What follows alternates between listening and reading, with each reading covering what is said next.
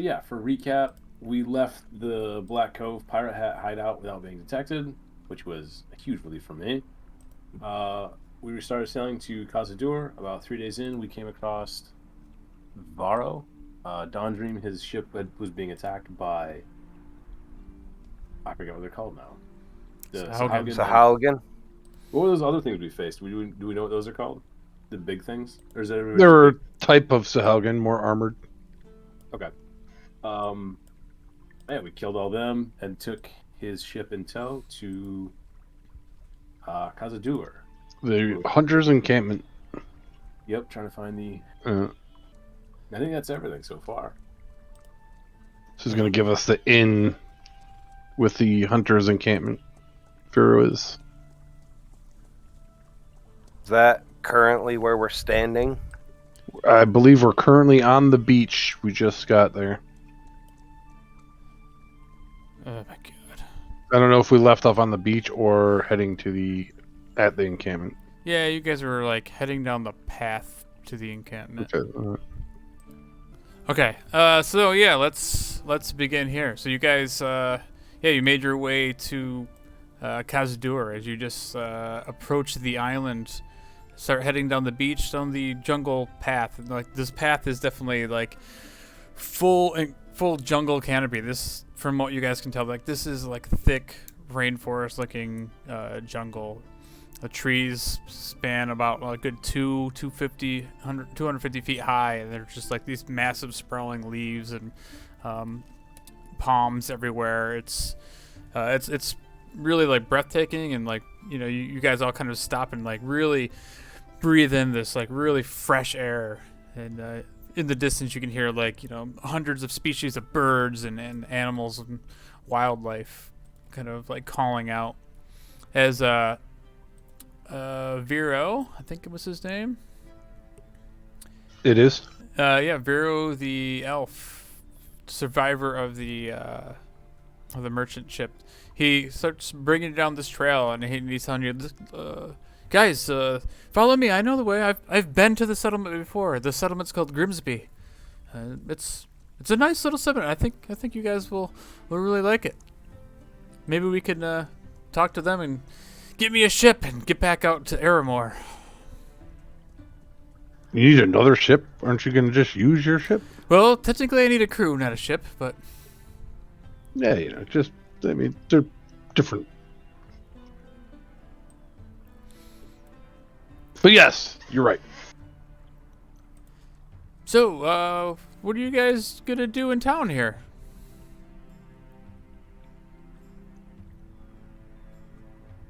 I'm trying to go over and check out the slavers. Oh, buddy. You're on the wrong island then, and I didn't know you guys roll like that, so... Should I be a little bit worried here? No, he doesn't mean check out as in go see what they have in inventory. He means check out as in see numbers and what their stronghold looks like for possible removing of slavers. Yeah, well, about that. There's the Bay of Derma in between this side of the island and the other side of the island. You could probably take a sailing ship across the bay, but I gotta warn you guys, the orcs over there aren't very friendly. Yeah. Orc smorks. Eh, Can't we just swim across? If you're a good swimmer, but judging by the look of you, I doubt it with those stubby little legs and arms of yours. Really? Yeah, and he just starts like speeding up a little bit and follow me, guys. Leads you down the trail. I'm gonna slow down a little bit and be like, Hector, come here. I'll hang back. I'll let everyone get a good distance away. You got the map of this that we used to get here? Yeah. Yeah, remember? Let's see that. Can you see that or no? I'm at the map. Okay. What's up? I was like, how I said this looked awfully familiar. Yeah. Well, I was going through my things and I found this this parchment. It looks like a map, also. Okay. And show Hector the map. Ooh. It's like, these look very familiar. This looks like this place. Oh. That actually looks exactly like this place. Yes. I like took a couple glances and didn't realize what it was, and then it just was going through my things because it was killing me. I couldn't understand where I saw this before, and then I came across this. Quick question, John. We're on the west side of the island? Yeah, you're on the southwest tip, basically, of the island. The southwest tip. Okay. So I'm assuming the things that are on this map are actually where they are on the island. Yeah, relatively. Like, you were told across the bay is the orc Mhm. stronghold. But you guys are the southwest and you're walking. So there is if you look at the map, you guys see that there is some sort of settlement,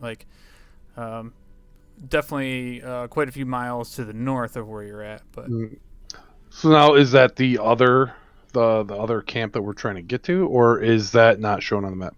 This map that I pulled out. you don't know that. Okay, that'll work. that's what I was going to try to figure out if we were heading towards the settlement we see on here on the west side, or if are we heading like northish, or are we heading like more? So east? you guys are heading inland. So like from that map that you guys are looking at, yeah, you're heading kind of northish, like northwest.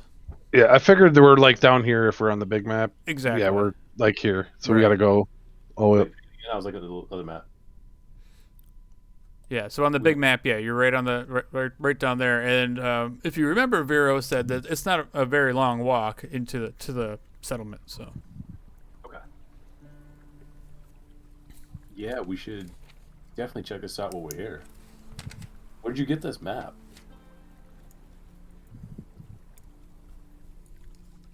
I don't know. I found it one of the long like when we first started journey. Oh, did you get this from when we took over our hideout? Was this from way back then? It was from way back then. Yes. Holy cow! So we have no idea. There might be. Don't know. Okay. So then I was like, let's just. I mean, I showed you because I figured you know maps. I mean, you are, I guess well versed with them sailing. So. Yeah. Well, I'm glad that we're both concurring that this is where this is. 100%. So we'll have to keep this. I didn't want to speak in front of Vero because I don't, his ship just got attacked. You don't know who's watching him. did you guys need something? I heard my name back there. Nope, no, we're good. We're just talking about how it's tragic how Vero's ship got attacked. Yeah, it definitely was tragic. Sons of bitches, fish people. Like as I'm doing that, I'm rolling up the other parchment that I had and stuffing it back in my robes. Okay, well, it's not far now. Try to keep up, please. Will do. Yep. You're a bossy little elf, aren't you? And he just turned around and just kind of like looks down to you and turns back straight ahead and kind of picks up the pace a little bit.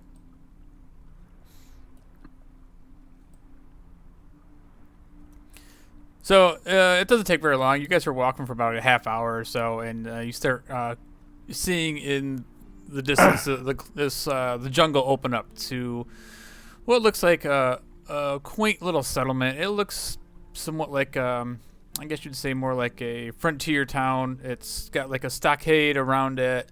There's probably a good dozen or so small buildings. They're all kind of crudely made wooden buildings, like thatch roofs. Nothing too ornate. You can tell this has been kind of been here for a while, but it doesn't quite match the landscape of the land. Like this is still somewhat of a newer settlement, but you can tell it's maybe been around for a generation or two. But you kind of, as you approach, you see little smoke plumes coming up. You can hear the tinging of a blacksmith banging on an anvil in the distance. And I will open this map up so you can see. This is the town of Grimsby. So as you guys approach, Vero points out, here she is, the quaint little town of Grimsby. Oh, this is a sweet area. You come here often. Oh, I come here once every few months. I pick up a shipment of furs and things and trade them back in Aramore. People there, the aristocratic people, will pay quite handsomely for these sort of exotic furs. Oh, what else do you trade? That's the main thing that I trade is furs and tusks and antlers and things of that nature. We make them into different types of things that well-off people like to spend their money on. Did you ever trade in booze? Me personally, I can't say that I have, but I'm always looking to make a dollar. Well, if you ever get a chance, I have this brewing company in Saltmarsh. Oh, in Saltmarsh. Is that where you were from? Around there, yeah. Can't say I've ever been there, but it's not too far. No, it's not. So if you're ever around, go to Saltmarsh and look for the Travelers Guild and ask for Hedwig, and they might be able to do some business. That sounds very, very enticing indeed. Hedwig, and he opens up his pouch that he carries on his side, and he pulls out a small piece of charcoal, and he starts scribing it down on a piece of parchment. Hedwig, and you look down and you see he's got this very elegant writing. Hedwig and Saltmarsh Brewing Company. Thank you. As he's writing that, I'm like searching through, like putting my hand inside my robe, looking for my small flask that has the was that the more was it Dragons? Black Charger, yeah. Black Charger. The Black Charger. Yeah, Black Charger. The sweet. Made with harem burnie with exotic fruit. The Harana. Harana, yeah. I tell him that this is some of the stuff we make and tell him what's in it and shit, and then just hand him the flask. Oh, interesting. And he opens up the flask and he takes a little sip and he says, it's very, very sweet. So maybe we could make some sort of arrangement. Do you take trades? Very possible. Again, Hedwig would probably be the better to speak with right at the moment. Interesting. So speaking of trades, I do have to give you a little bit of a heads up. This is a barter town, so most of the people here deal in trades of goods and services. So your gold may not be good here. Oh, carry on. I'm sure we could provide a service. And he turns around and starts heading over the bridge that you see and into the town proper. And as you kind of like walk in here, you see the low lying clouds and the mist that kind of surrounds the whole settlement. As you like enter, you don't see a whole lot of well-off sort of people. Everybody seems to be wearing pretty basic leathers, and you see lots of little children running around, and most of them are wearing like simple clothes and trousers, and most of them are shirtless. The climate here is pretty warm, so it's definitely a very jungly sort of habitat where everything kind of looks damp and wet. Even the buildings themselves, they're all kind of the same sort of thing. Like you can see this mildew kind of growing and the moss growing on a lot of the things here.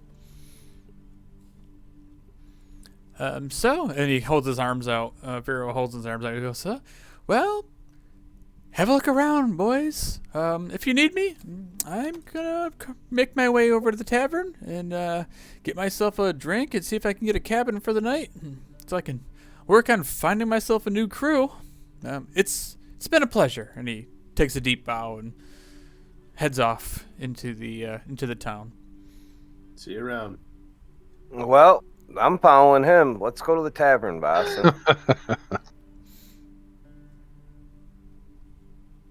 Well, does sound very tempting. I think we're burning the daylight. You know what I mean?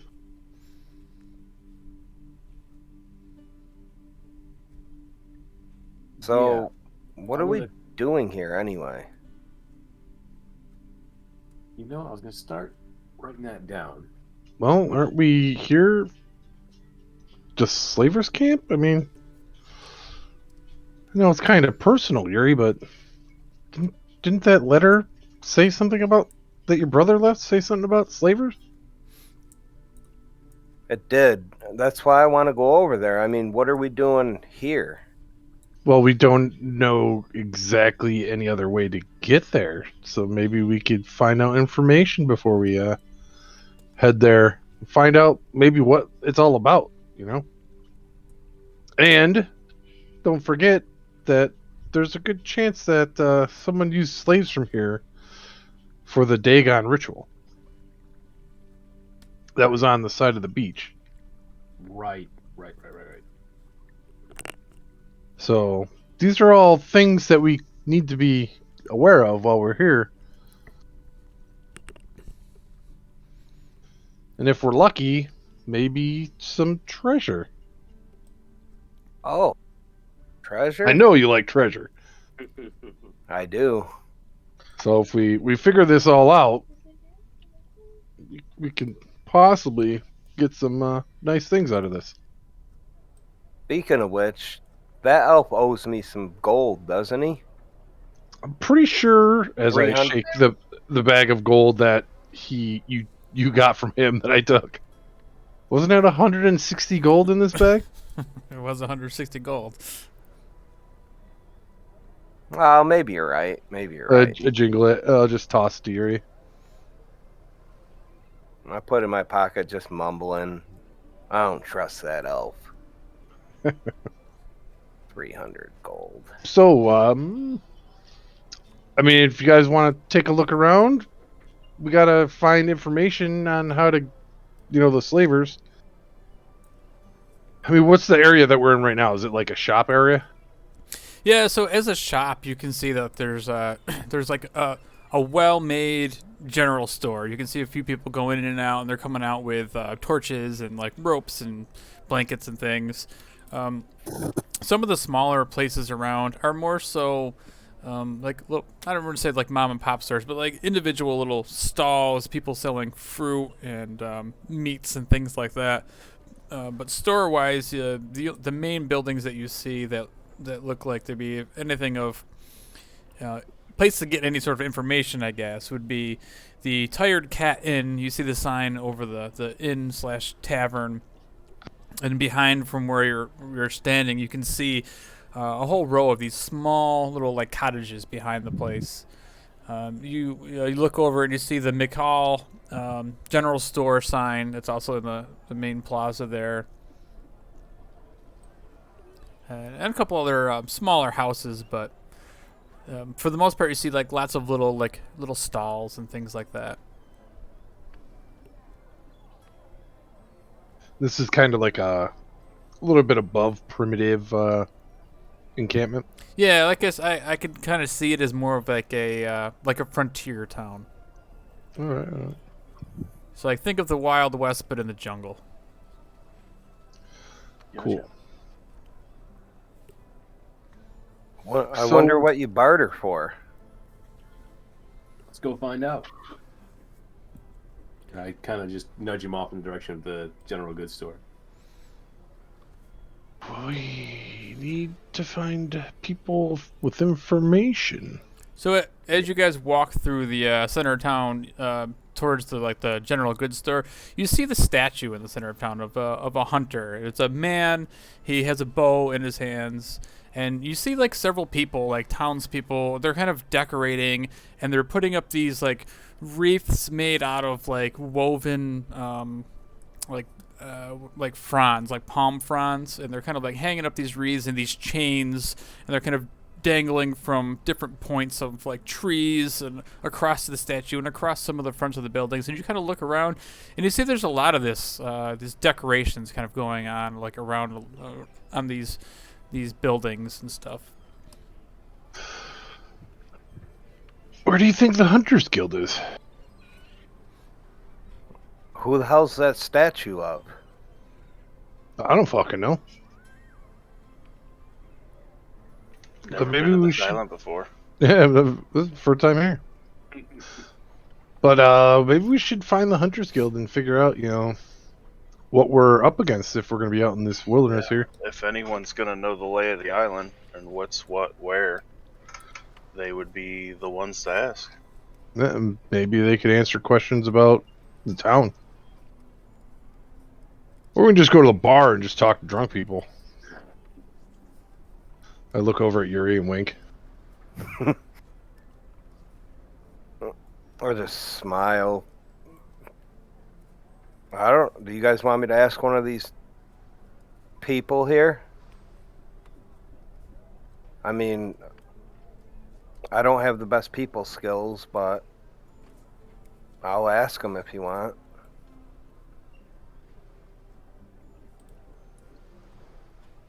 Yeah, go ahead and ask. I just walk over to the people by the statue and say, "Hey, This little boy, Who's it? little boy looks up and goes, ah, "Mom, hey kid, who's in charge around here?" the mayor is in charge." Where might we find the mayor? Right in the mayor's house, and he like kind of like nervously like points a finger just on the other side of where you guys are at. There's a small house. All right, thanks, kid. I'm assuming everybody heard that, or do I have to relay? But I would assume that they're all near you. I haven't heard anybody else speaking, but I'm assuming they're all kind of following you guys around. All right. So that's over there? The Yeah. mayor's house? I mean, if anyone's gonna be able to tell us information, it should be the mayor. I agree. We'll like walk up, pat Yuri on the shoulder. All right, let's go. Head to the mayor. All right. I'm so glad I didn't have to chop down that little kid. I just look at him and roll my eyes. Jesus, Yuri. Just shake my head at him. All right, so you guys make your way over to the small house. That's the mayor's house, and it's a simple little house. Wooden shutters, and there's no panes in the windows or anything like that. But there's some curtains up, and you can see them kind of blowing slightly in the breeze as you step up onto the few steps on the front porch to a closed door. I knock. All right, a couple of seconds, and the door opens up, and there's this very tall woman standing there in front of you, Vitoris.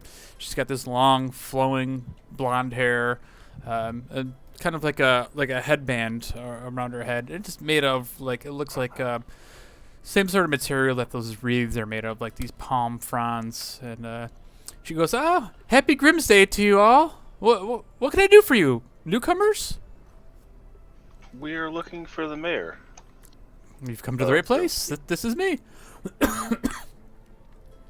We came looking for information. Well, let me start by introducing myself. My name is Rutherford, Liza Rutherford, descendant of Elijah Grimsby, the great founder of this town.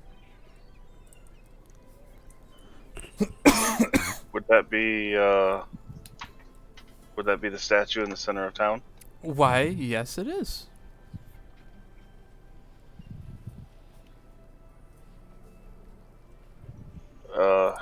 It was Eliza Grimsby was the original, or was the one who found the town. Yeah, Elijah Grimsby. He was a great man. He's founded this settlement many years ago, is trying to escape the politics of the great nations around. Is today some sort of holiday? Oh, yes. I figured this is why you're here. This is Grimsday. We celebrate this is the date of the, well, not today, but tomorrow is the day of the founding of our settlement. Grimsday.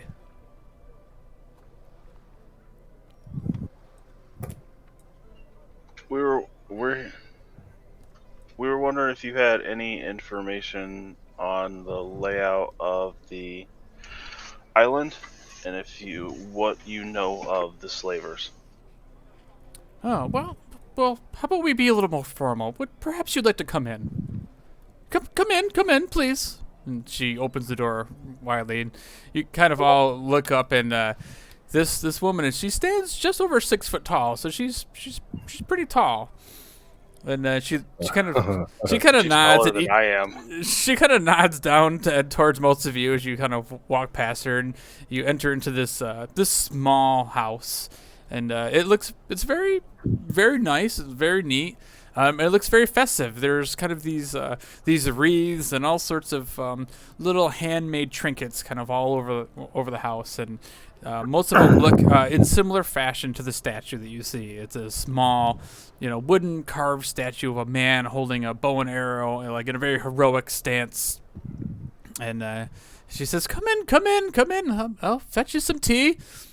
And you look around, and there's a couple simple stools and chairs throughout the room. In the back is a small kitchen area.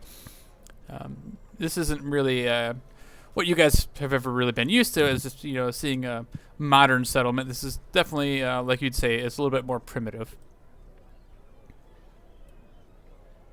I'll fetch the tea. Come in. And she offers you guys all a seat. Yuri just walks in, plops right down, makes himself at home.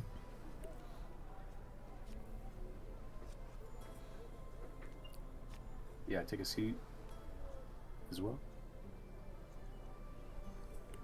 It is strange seeing a nice collection of faces here. We're not really used to seeing all of you together at once. But if you kind of spend some time looking around our town, you will notice that technically, I think most of you all would fit right in.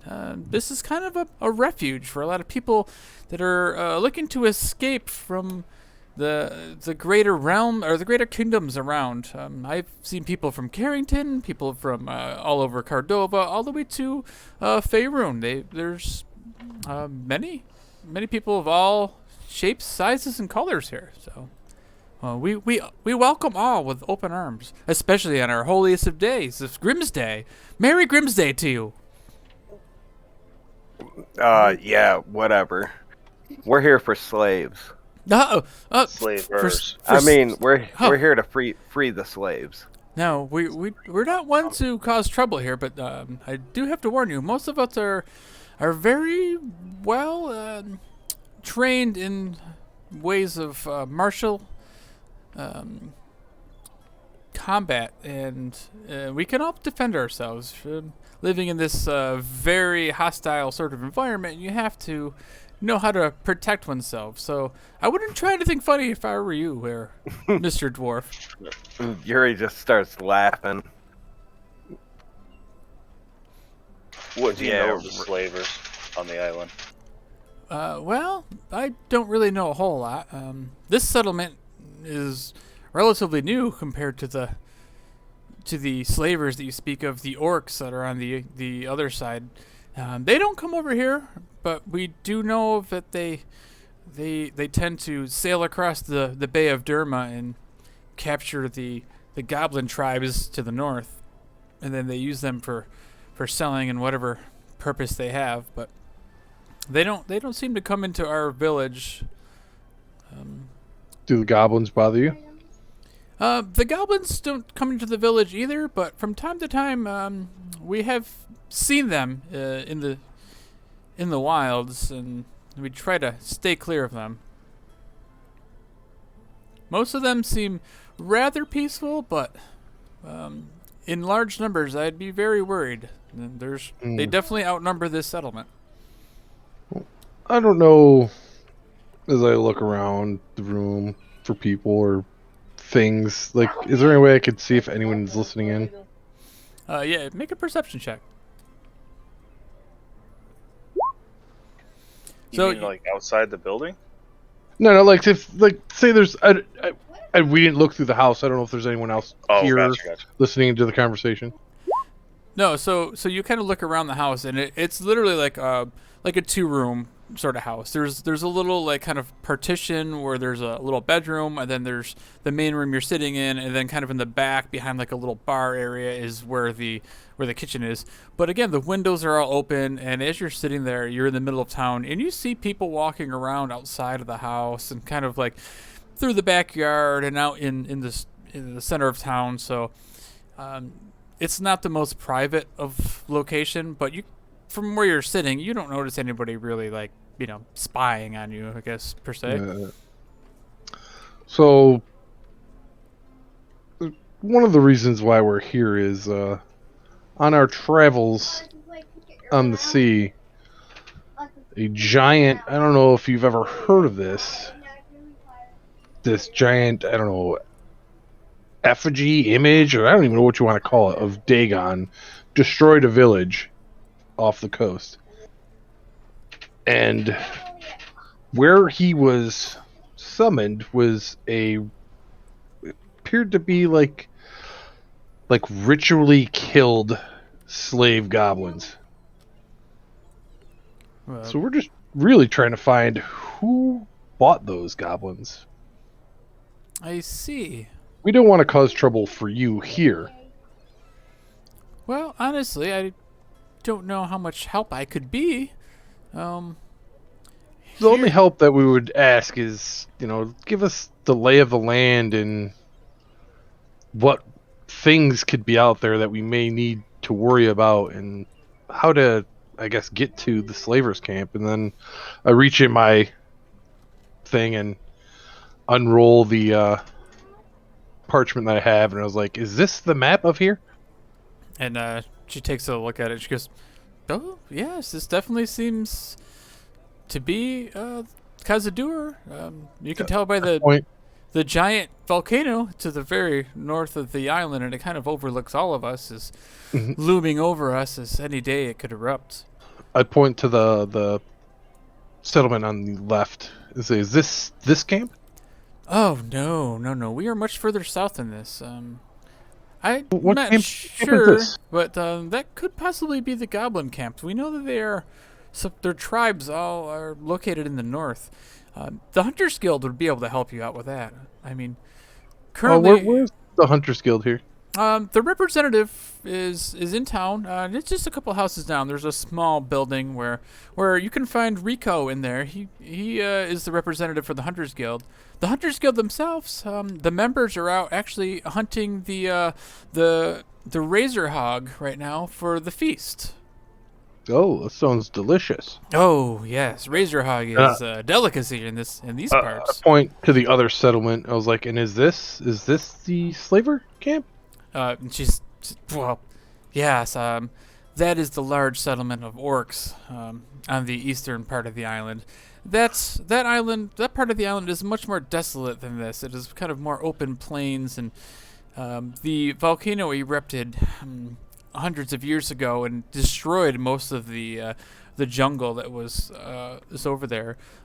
A river sections off to the west of the volcano, which keeps us safe here on this side of the island from potential eruptions. But you never know if a volcano with a massive eruption could send volcanic ash and lava all over this entire island. But yeah, that is the slavers' camp. It's very dangerous. It's kind of directly across from us, across the Bay of Derma.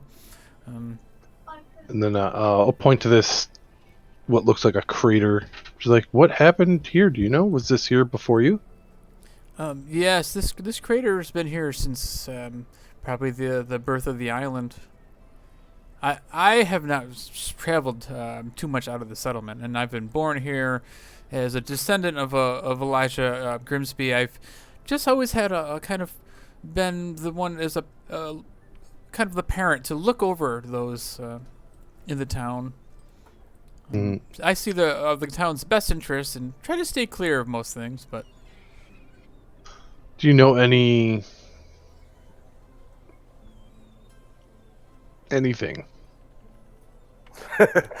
well, that's Hold on. quite vague. But My brain broke.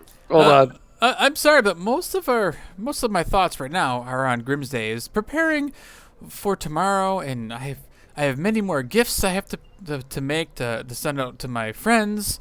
I have decorating to do. We have to prepare for the feast tomorrow. We haven't had Like your Viz very busy. well, especially right now with not having a razor hog. This late.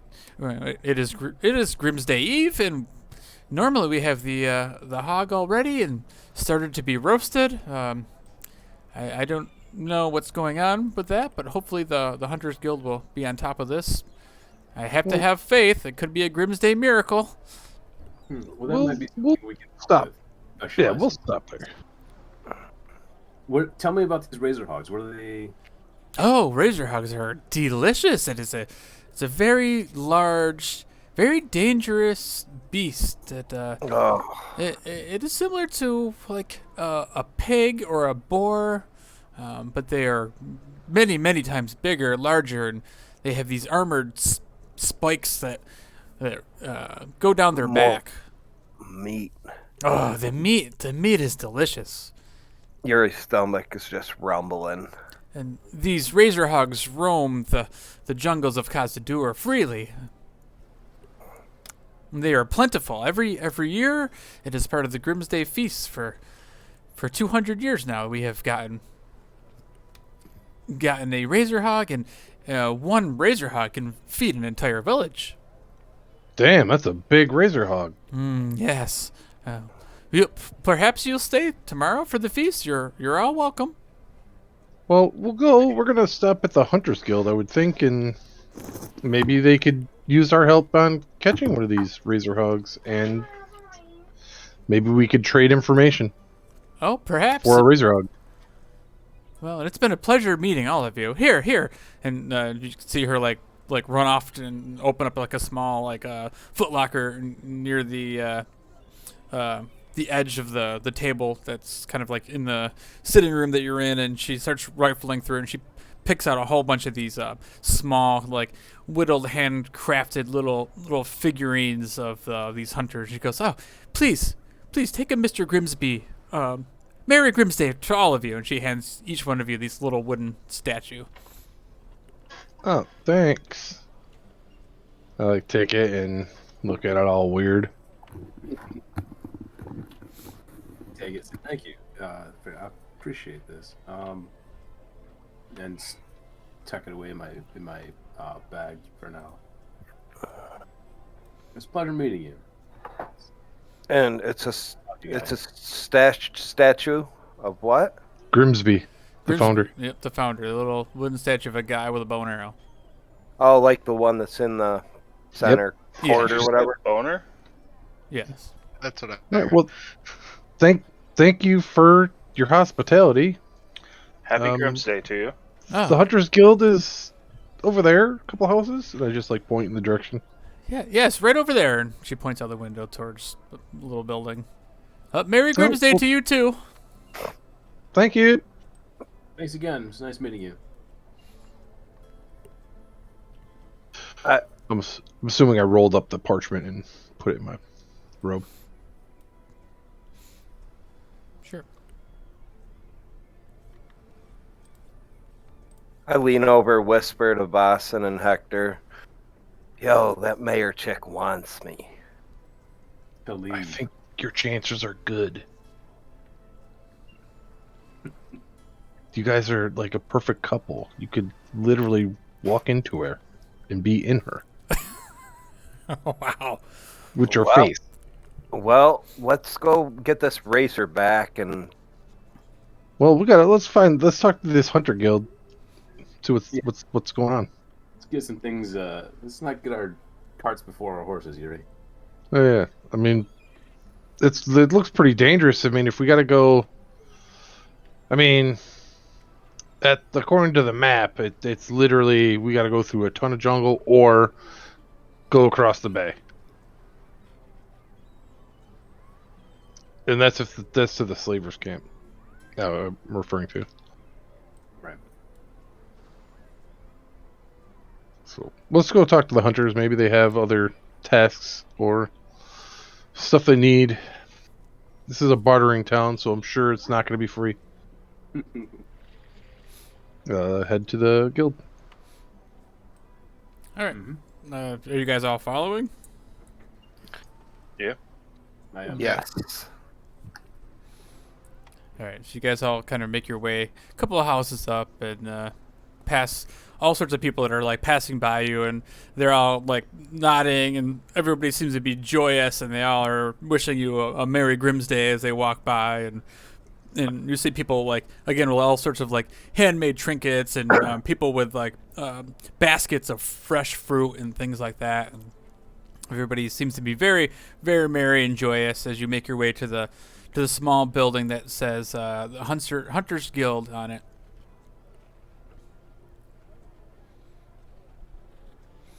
You head inside, and there's just a simple desk there, and a man. He's standing on the other side of this desk, and he's got dark skin, long black hair, and he's relatively short. He's human.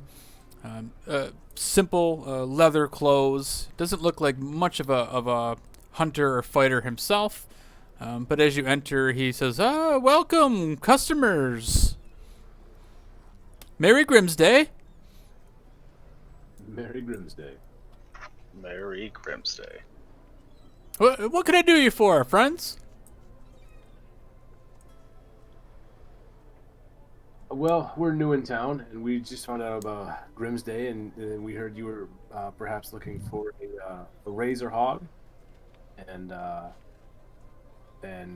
you had sent some people out. We were just curious. Well, we've never had razor hog before. We're dying to try some, but also like, just curious about your island, the woods to the north, and what you got going on around here. Oh, well, this is an interesting place. I'm glad that you're here. And so you want to know about the Hunters Guild, eh? The hunters are currently out on a hunt looking for the razor hogs. But I do have to say they were supposed to come back yesterday, and they haven't come back. But I'm not worried at all, because these guys are the best. Can anyone join the Hunters Guild? I don't see why not. We only have a few members here, but Barnum's our leader. You'd have to talk to him. He's been Out hunting. He's out hunting. Yeah, he's been our leader for the last 30 or so years. He's a little bit older, but don't be mistaken. He can really put down some beasts when he needs to. Excellent. Do you know where they're hunting right now? Not necessarily, but if you follow the game trail to the north, you usually they don't, far too or stray too far from the main trail. Oh. How far do they usually travel, do you know? Oh, just a few miles into the jungle. Usually, we do our hunts for smaller game, things like leopards and tigers and all sorts of axe beaks that are wild. But the razor hogs, sometimes they have to go a little bit deeper into the jungle, but their paths are very easy to follow considering that they're these very large beasts. And when they crash through the jungle, they usually leave a pretty good trail behind them. So usually following the trail and leading to a clearing is kind of the roost of the razor hogs. So How do they normally hunt for the razor hog? they follow the trail. They make a giant trail. I mean, you guys take it down with bows, spears. Oh, yeah. Well, pretty much spears and bows are the staple of what the Hunters Guild uses. I see you yourself seem to be a man who dabbles with the dexterous instruments of hunting. Yes, I dabbled in time. And you said they were due back yesterday? Yes, they were due back yesterday. How long have they been out? Oh, they've been gone for 3 days now. It's not like them to not come back, especially on the eve of Grimsday without the Razor Hog. Did they take enough supplies for 3-4 days? Yes, but these hunters, the Hunters Guild can live off the land indefinitely. Survival is one of the prerequisites to be a hunter. Well, what should we, if we were to partake in a hunt? What materials do you think we would need? Well, I've never been to an area like this. I don't know what I would need to survive out in the jungle. Well, the biggest thing that we need out here in the jungle is usually things like medicine. Food is aplenty around us. This is a living, breathing ecosystem of fruits and vegetables and animals, anything that you could think of. But medicine is hard to come by. So if you get injured in the jungle, you may not come back. But supplies would definitely help you maintain your path quicker than rather than trying to find sustenance. Bringing your own rations would help you get to your case quicker. But usually the hunters, they go out with a few days worth of rations just in case. But So it's mainly just rations then. yeah, some rations and medicine. You should be fine. Do we need anything to keep the bugs away? The island bad with bugs? The island is not bad with bugs. The island is bad with birds. Not Birds? necessarily bad, Like, but You many get pooped on?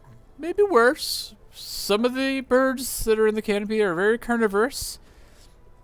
With carnivorous birds? Yeah, Like buzzard? yeah, you might need to keep an eye to the sky at all times. It always helps to bring a javelin or two with you. How big are these birds? Like, do we have to worry about them carrying the dwarf off? And he kind of looks over and sizes Yuri up and down. Maybe. Most of them are small over here, but some of the larger birds can be found on the eastern part of the island, but most of us never venture over there. That's orc territory. Has any of you ventured into orc territory? Oh, no, I personally have not. I don't know if any of the hunters have, but if you see them, perhaps you should ask them. That's a good question. What kind of... You said there's... Yeah, never mind. So the main danger in the jungle is the birds. Anything else need to be... I didn't say main danger. That's what They're more of the pests or the annoyances, like bugs. I come from Cordova, and the Brimac Wilds are a place of heavy mosquitoes and pestilence and swamps. So I am used to nuisances like that. When I first arrived here in Kaza-Dur, I learned that there isn't as much of the nuisances as there are the birds that are more terrifying than nuisances. So if you see a flock of birds, I would suggest you keep a low profile and hug the trees. Stay out of their eyesight. The birds around here are very perceptive creatures. That is good to know. But it's not really them you have to worry about. I more so would worry about some of the large cats that inhabit the jungle. How large are we talking? Oh, very large, my friend. Like... Overgrown house cat, or it's gonna carry me off into the darkness? Or like the size of a house. Oh, not the size of a house. That might be a little dramatic. I don't think I'd even want to live here if there was beasts that large. But no, there are things that you could call them dire lions and things of that size. Very, very large, vicious beasts. Apex predators, I guess you would say. Well then. That's the worst then. Well, I wouldn't say that's the worst. Oh my goodness. What? Can we get a list? Well, I don't. How much paper do you have? Actually, do you have a map of where they could be? I could probably sprawl out something for you, real quick. Like, do you Yeah, have any? if you could just something really quick. He reaches behind his desk and starts rifling around through some parchment. He finds a little blank piece, and he takes out again some charcoal, and he starts drawing on it, and he goes, oh, and he just draws the game trail for you, and you see this trail, and it crosses over the river, and it looks like it's not too far from the river. So then he looks at you and he hands it to you, and he goes, so just follow the trail, head north of the river. Stick to the path, to the western path. Do not go to the east. That heads out to the Bay of Derma.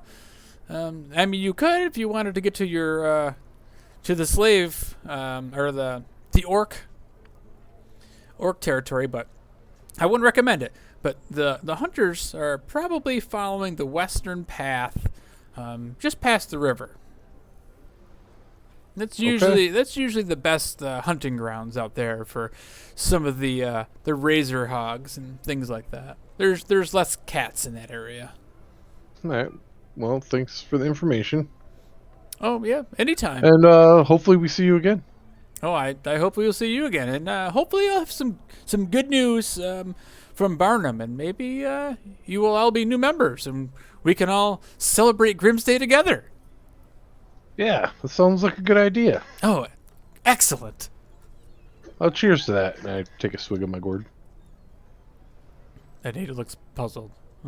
He has no gourd to drink. He celebrates everything. Oh, well, carry on. You carry on. We're out of here. Have a good day. Later. Bye. Happy Grimsday. Merry Grimsday to you, my friends. When I get outside, I take the parchment that he wrote, and I take that parchment I have and like try to match them to where it looks like the path will fit on the map, if you know what I mean. Yeah, and you kind of look at it, and it looks like it's thick in the jungly parts of the map that you've got there, and it's more to the western side of where that big crater is. Okay. Perfect. And then he doesn't have anything on it, right? It's just a game trail. Yeah, it's just a So game trail. how close does that trail come to the encampment on the left side? When I lay it over the top of my map. Yeah, so you kind of look at it like the game trail kind of like follows directly out of the path out of town. Okay. And then it comes up by the left side of the crater. Right. And then kind of like south of that camp. Yeah, I guess Or you is could. that too far up? Or is that too far up? You don't know. I mean, you Okay, don't know okay. how far that is. He just said it's a I was few just checking to miles. see how it looked like on how he drew it. You know what I mean? So judging by the size of the island when you came in, you guys could tell that like Kaza-Dur itself is about 50 miles wide from west to east. And it's maybe considerably also about 50 miles from the north to the south. So if it's a few miles in, it's probably only halfway to maybe where that encampment is that you can see on the map. Cool. All right. And then I tuck it away and guess let's start hoofing it, boys. Hey, before we head out, does anyone need any javelins? No. I have a couple darts. So as you are out there like talking, somebody walks by and says, "Oh, javelins! You ought to check out the McCall's store. The McCalls have javelins. Plenty of javelins there. Have a good day. Merry Grimsday." Very good. Zach. Fire Grimsday. I think the saddest thing that Meglar's going to be sad about is he missed this store. I guess we follow the path that the guy told us to go to. Is it across this way, or actually out the north gate? Yeah, that's the actual like out Okay. into the jungle. Yeah, let's go. I mean, it's Jungle? mid-afternoon, right? Yeah, it's probably good afternoon time now. Yeah. Yeah, let's head out. Works for me. Let's find these hunters. All right. Are Yes. we getting javelins before we go or no? Do you need some javelins? I thought he had a crossbow. I'm pretty sure he was trolling. So, as we do that, I do the same thing I did before with Hector, and I show him, what information that I match up the maps with him, With and be Hector? like, yeah, with Hector, Okay. because he knows more about the maps than I do. And I like point at, where the game trail is, like the sketchy written one, and then show him, that it shows that white dotted line all the way up through the area, and it just stops in the middle of the jungle. Yeah, basically. Yeah. So how do you think we can get past this? And I like point at the little mountain range. Do you think it'd be easier just to sail across? And what do you think would be there? I mean, maybe the Hunters Guild might know more about this. Yeah, that's what I'm hoping we can get some inside information from the Hunters Guild. It definitely, I mean, that trail looks like it goes into the volcano for some reason. So I'm not sure if it's supposed to go if we need something from there, or if we're supposed to go past it around it. You know what I mean? Like, Oh yeah, well it looks like it hits the mouth and then. yeah, exactly. Why? I mean, why else? Oh, Would so you don't know if we have to go in and then under the mountains and out? yeah, something. Because why else would you go near an active volcano? You would just go. You'd stay farther south and just go Yeah, around. maybe there isn't a way because of the eruption of the volcano. Could be. Yeah, well, I mean, but Say we just should sail across because it'd be so much quicker. But yeah, but who knows? Right now, we don't know much. I just know that things are starting to mesh up with what we have, and at least we have a map of where this whole island. Even though we've never been here, so it's a little better. And as we're walking, I'm just talking out, obviously. yeah, definitely having a map is going to help us out a lot here. It's nice to know where we're at for once. Yeah. Do you think we ought to grab some horses? Or you In wanna the go? jungle, I think it'd be very difficult to maneuver them in the jungle. Yeah, well, there's a path though, right? For now, how as we're heading out of town right now, right? We're walking and talking. Isn't it more of a game trail? Yeah. Well, again, the game is the size of a fucking elephant. Yeah, So yeah, All I you know is guys I've are never still been like, here, so I have no idea if horses are viable. So I'm assuming they're not because we're in a jungle area. Yeah. Not to mention, don't want to get them carried off by the carnivorous birds or the carnivorous cats or dogs or whatever else is on this island. This is almost worse than Chult. everything's carnivorous. Yeah, I don't think plant. we need I don't think we need horses. I mean, I could No. summon this again. That's what I was asking, but I think we should be okay. I mean, they're only 3 hours out supposedly. all right. All right, so everybody's in agreement. You guys are making way out of town. Oh, we lose Colo somewhere? I haven't heard him in a while. No, I'm still here. Oh, Song. just checking.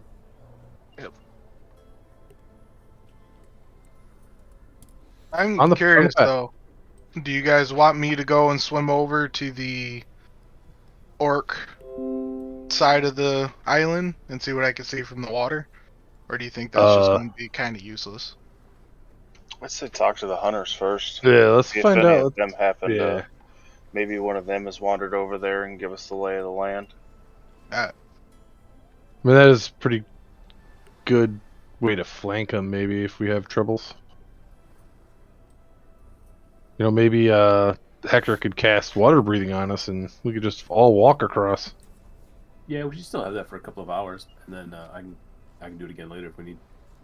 Well, let's take care of these. We'll find this boar so we can get some grub Yeah. and maybe find the hunters. Then we could get more info from them. So is everything kosher? Like, am I hearing any noises besides the regular birds, or is it silent, like death is coming for us? All right, so you guys start making your way out of town, and as you start like leaving the town, the trail out of there is very thin. It's only wide enough for like one person. It's literally a trail, like a path through the jungle.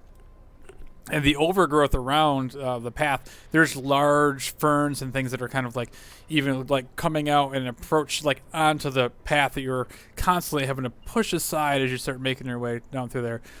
The both sides of this trail, like you can just look in and you just see like nothing but like giant leaves, and like there's very few places where you look and you can't see the ground, like you can't see the jungle floor.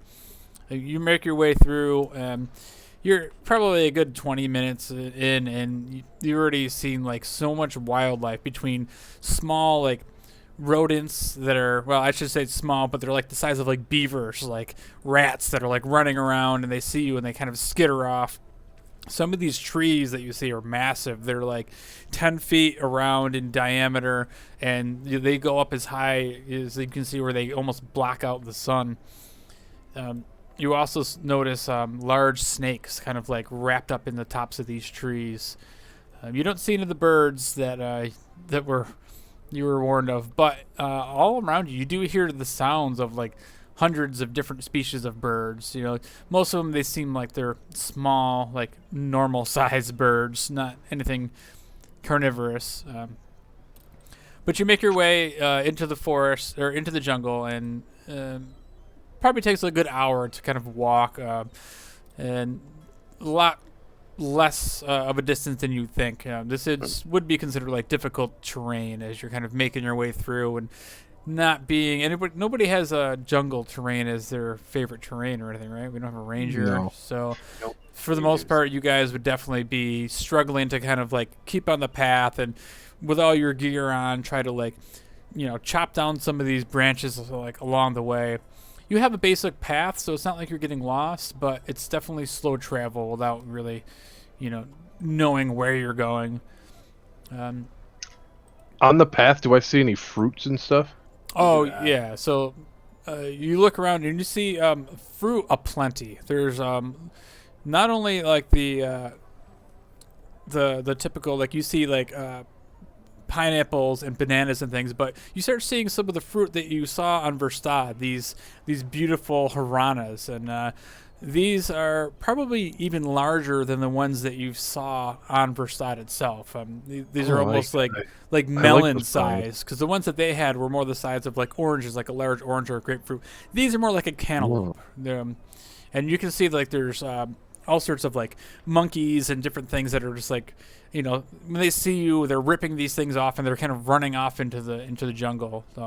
Wildlife is aplenty here. Everywhere you look, there's some sort of creature. There's no other fruit besides the haranas and the regular. Yeah, I mean, variety? There's nothing like, strange fantasy looking things besides the harana. You see like plenty of bananas. That's like it's a big thing. All sorts of like fruit like that. Fair enough. As we're going, can I keep an eye out for? Well, I back up a bit. You said one of the things he told us that we were going to need out here was potentially medicines. Uh-huh. Is there any sort of herb or plant that I could be on the lookout for that could grind up whatever powder for make different medicines and poultices and stuff? Well, so the one thing that you know of is like the fly agaric mushrooms, but the one thing you do know about those are they're kind of more grown in a deciduous climate, so this might be a little bit too warm for anything that you're used to. Other than that, some of the kind of like wetland sort of plants, like the colt's foot flower and stuff, I don't think you could use that to make a medicine, but okay. So not being from like a jungle terrain, you might have a little bit of a hard time distinguishing what's what while you're looking through here without any further knowledge from somebody else that's from the jungle. Should have asked before we left. It's alright. Hopefully the hunters will know when we find them. So okay. yeah, anything else you guys are looking for while you're kind of, making your way along the path? Just keeping an eye out for the carnivorous birds, and anything that wants to eat me. Everything wants to eat you. Actually, yeah. I'm gonna cast. It's been a spell slot, so I'm gonna take forever. Locate. Locate plants or animals. Okay. We're about a mile, 2 miles out. Who's that? Yeah, and see if I can't find a displacer beast or a razorback, or The Razor Hog. I said Razorback earlier, I think, but threw me all off. Can you post that? Yeah, sure.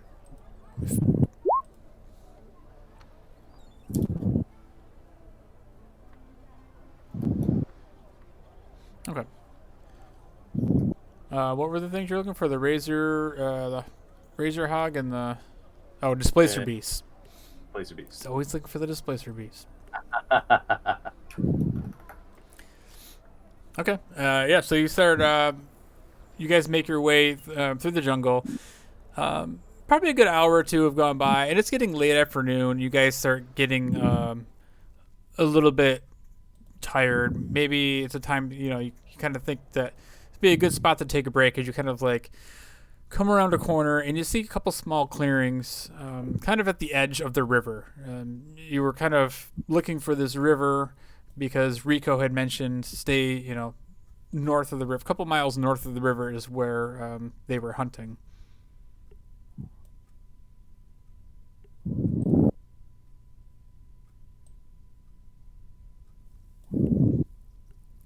What? Well, I can put you on a map to show you guys where you're at. No, I get it. Okay. So, yeah, you guys are at the edge of a river. And there's no way across? Like, can we see how deep it is? You're up to go and check it out. You guys just know that you're at a river, and there's some clearings, and you've been walking for the better part of an hour or two, which is probably more so about like 4 hours of walking, considering that it's jungly and nasty. So, All right, so there's a big clearing, like it looks like an animal had walked through there. and make a perception check.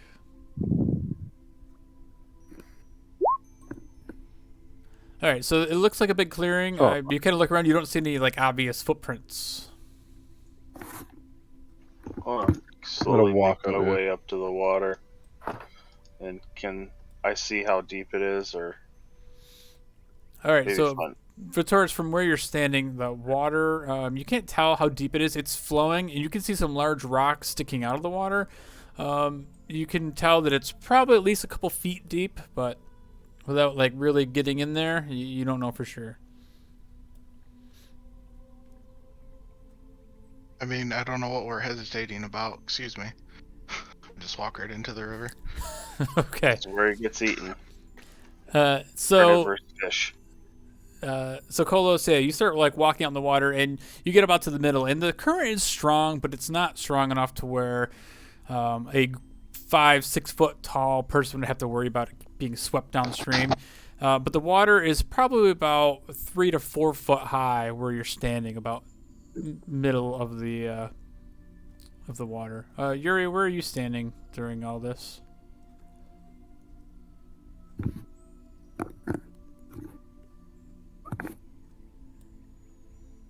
I'm standing as close to the trees.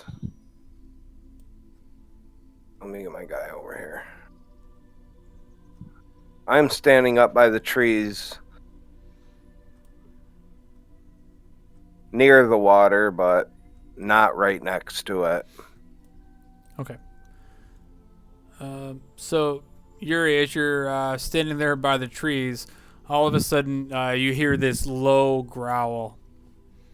As you do that, the branches above you start to snap, and this large cat kind of leaps down in your general direction.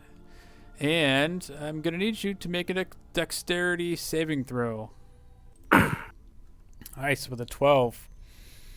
So as you are standing there, you kind of look up, and at the last second, this massive cat just jumps down, and it pounces right on top of you. And as soon as that happens, you're pinned to the ground.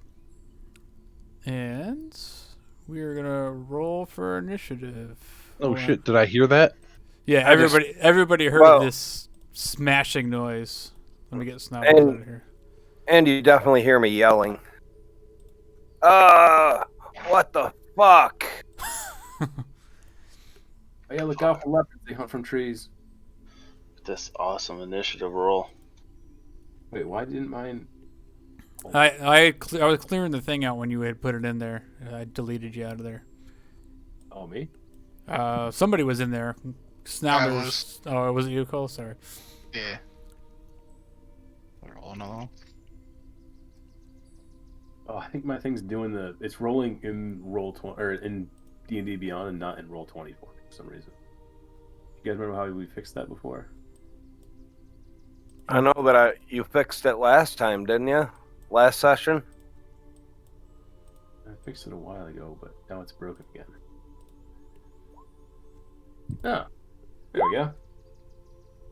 You rolled in roll 20. Yeah, I rolled in D&D Beyond like several times. My first one was a 12. Yeah. Did that transfer over? The 22? The 22. You rolled in D&D Beyond? Yeah. Oh, no shit. Yeah. But I don't have... Oh, how come... Like, how are you rolling that? Like, what do you go through to do that? Because I just click on my initiative and it sends it over. Yeah, that's what I was doing too, and it worked before. But now it's just like it's rolling it in D&D Beyond. Yeah, it's actually rolling in. That's crazy. Yeah, I did mine just now and it did it normal. So what did you get? Did you get 20 or 22? Me? Yeah. I have 12. Was the first thing I rolled. You had 12, which first. Okay. Yeah. I thought I heard you say 20 was the first thing you rolled, but. No, I don't see it here. I rolled a 12. I rolled a bunch of other ones trying to get it to work, and I rolled 2 eventually. Yeah, I'm gonna get a water. I'll be right back. Okay. So Yuri, you get pounced on. I need you to make a strength saving throw. Actually, no, you don't have to attack you first. Sorry. With a 17 to hit. It's probably gonna hit. 17. Yuri, did you have your shield out? I didn't. Yeah, No, I didn't. I'd probably say he probably wouldn't just walk into the jungle. Being that I was pounced on like that, I wouldn't think I did. I didn't feel I was in danger that much. So, so you look up and this giant cat, it lands on top of you, but you feel its weight kind of pressing down on you, you manage to just kind of like roll your body enough to kind of shed it off of you. And you're actually first to act now, so you're up. What do you want to do? I mean, I probably can't shake this thing off me. I'm assuming It's not on you. You passed your save. You rolled a 22. Can I stand up? Oh, yeah, you didn't even get knocked over. You're such a sturdy dwarf, it just hit you, and then... It fell over. It fell over. Yeah, it just kind of like bounced off of your armor. It tried to knock you down, but you're just like your center of gravity is just so low that it just kind of bounced off of you. Well, I'm definitely going to pull my axe out and try to chop this thing in half.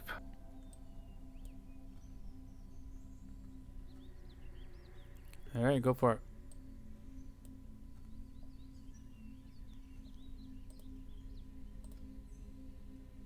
hate going first. Why?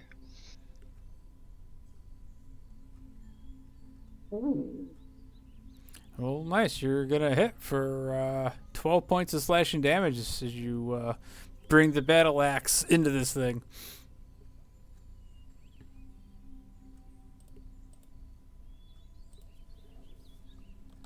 And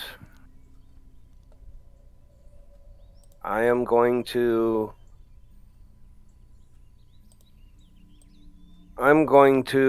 try to hit it again. Sounds good to me.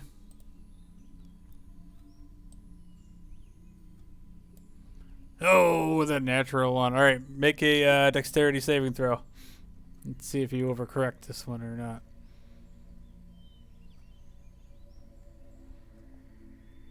All right, so yeah, you go to swing again. It kind of moves out of the way, and you swing right around in a circle and lose your balance for a second. You catch yourself, grab a hold of a branch, and you stand back up with both hands on the axe. Still have not brought your shield out.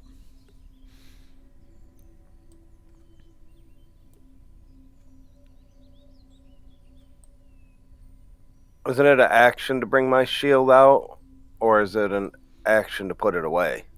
It's an action to put it away.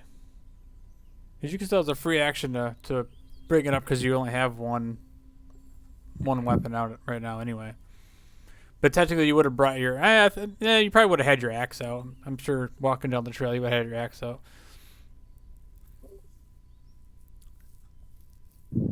So I'd say it's a free action. Yeah, you could pull your shield up. So I'm going to pull my shield up, and I'm going to move away from this thing. And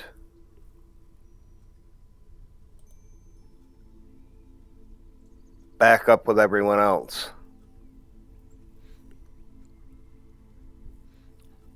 All right, so you move back, and it misses you. It takes a claw at you as you walk away, but it misses. So go ahead and move wherever you want to go. I'm going to go not behind, maybe over here next to Vasen. Is that?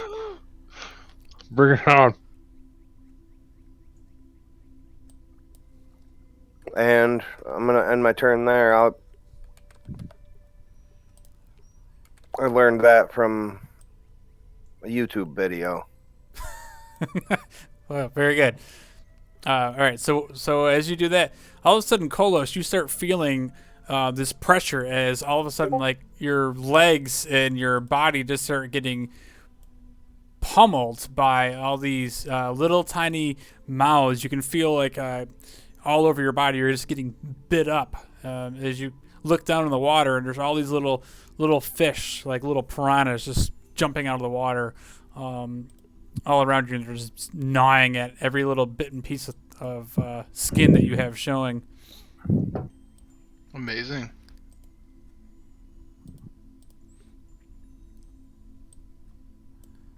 And let's see what they do.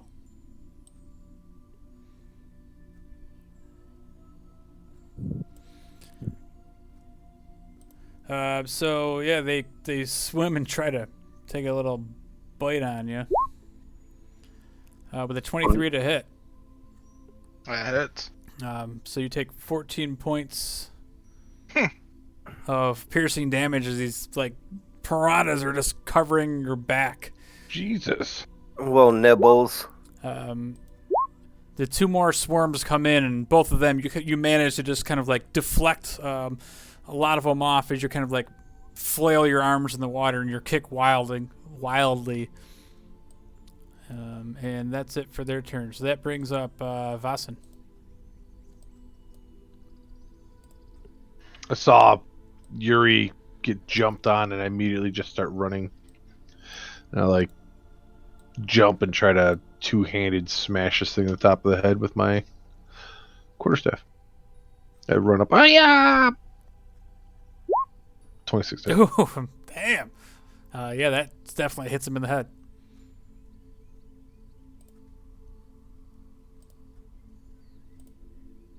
For 9, bludgeoning. Boom. And this thing goes, wow, and you smash it in the head, and now it's like bears down, it drops its head down low, and you see it like arch its back, and it's looking like it's gonna pounce on you. What are you gonna do next?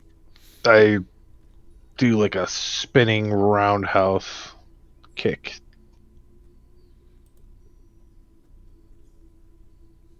$25 hit. Oh, 25's gonna hit. For 8. All right. And then after I follow through, I come back around with a one-handed quarterstaff, like rolling it around in my hand, smack it in the side of the head. For 18. an 18. Damn, that'll hit too. For 9. Whew. And then I want to have it make a Constitution saving throw. All right. 17. You pass. That is my turn. All right, Kolo's out in the water, surrounded by piranhas.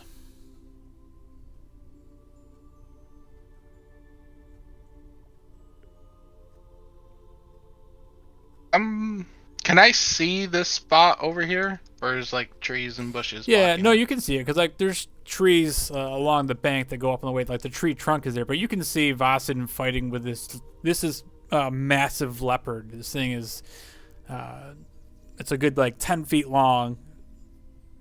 So you can definitely see it through the bush and the brush. Okay. I'm gonna Misty Step, Ooh. and I don't know. Is that level 2 or a level 1 spell slot? It says Conjuration 2, so I don't know. So I'm guessing level 2. Level 2. Yeah, that's fine. Alright. And that's a bonus action. So I'm going to swing my longsword and try to cut off one of this thing's paws. Hopefully. Yeah, 19's gonna hit. Go. You don't slice his paw off, but yeah, you definitely like come right across this thing, and it had no idea you were coming. Gotcha. Well, I'll swing again. Okay. For an 11's gonna miss. Alright. Yeah. That ends my turn. Okay, Hector, kind of standing on the edge of the water. You can see the piranhas just kind of all flopping around, and also you hear the combat going on behind you. Yeah, that made my decision a whole lot easier. As soon as I see Kolos disappear, take a few steps back, and just blast out with my right hand. I'm going to cast a Guiding Bolt. Trying to hit this guy with a... All right. I don't think that worked. Cast.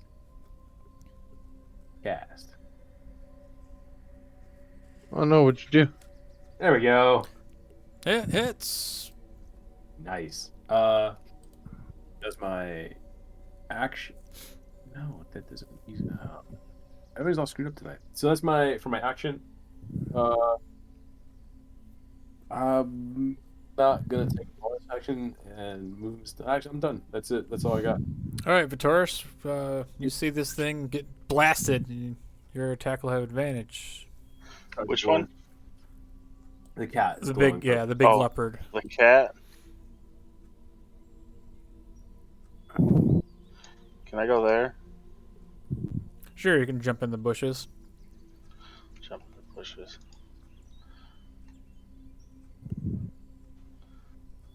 And as soon as I find it, pull out the crossbows. Ooh, you hit with the second shot. Oh yeah. Well, it was his first shot because he had advantage. Oh yeah. For sneak attack, 11 plus. That's a lot. Yeah, it's gonna be enough to kill it anyway. So yeah, you just jump in the bushes and just launch these crossbow bolts at this thing, and you just sink it right in the back Is of that the a head. Snodlers? I saw I just saw. Snodler's action. I saw Snodlers show up on the map. Yeah, he just rolled initiative. And I'm at the bottom of the order. Nice. Wow, that worked out. It's already numerical.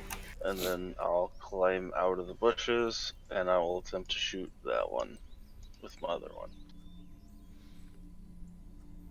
Yeah, so you look out and you see this like massive swarm of piranhas kind of flopping around in the water out there.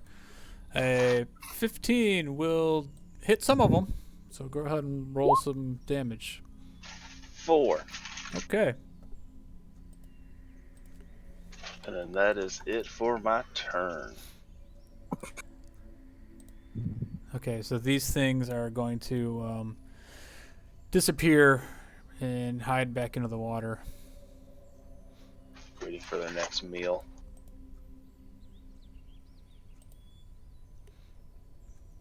All right, I'm so assuming I was like, what the fuck? They disappeared.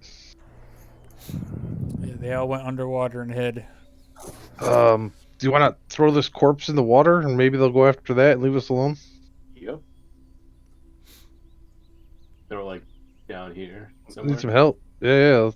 Let's try to throw this in and try to get across. All right, so who's gonna go lift the giant leopard? Snodlers will do it. I'll do it. I'll do it. It's probably gonna I'll take grab two a of leg. you. Oh, there's 4 of us. We can each grab a leg. Perfect. All right, yeah. So the 4 of you get all on top of it and kind of roll it down the embankment into the water. And as soon as you do that, you see the piranhas just like emerge and just like the whole water starts churning and turning blood red as the Everyone make a leopard run is for it across the turning into river. a feast. I get Before across the river Yuri, fast again.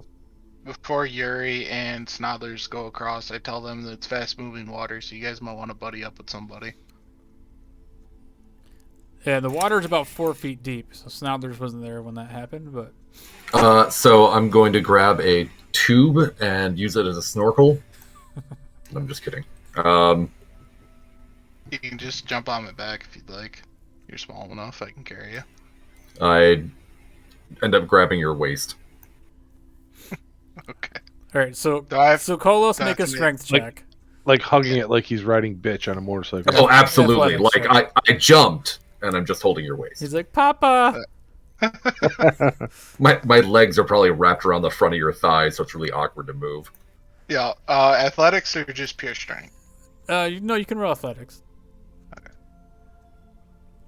All right, and then, all right. So I need everybody else to roll stealth checks. We're not in rocky terrain, right? This is all forest. It's all yeah, it's all jungle. Oh shit. And I did. It's above 10. How about exactly 10? Okay, so Kolos, where'd you roll, Yuri? So many numbers here. Where's Yuri? 5. So in Yuri, how tall are you? 3.5 foot. Yeah, so I don't think you'd have an What? easy time getting across the water either. He's that mariner armor.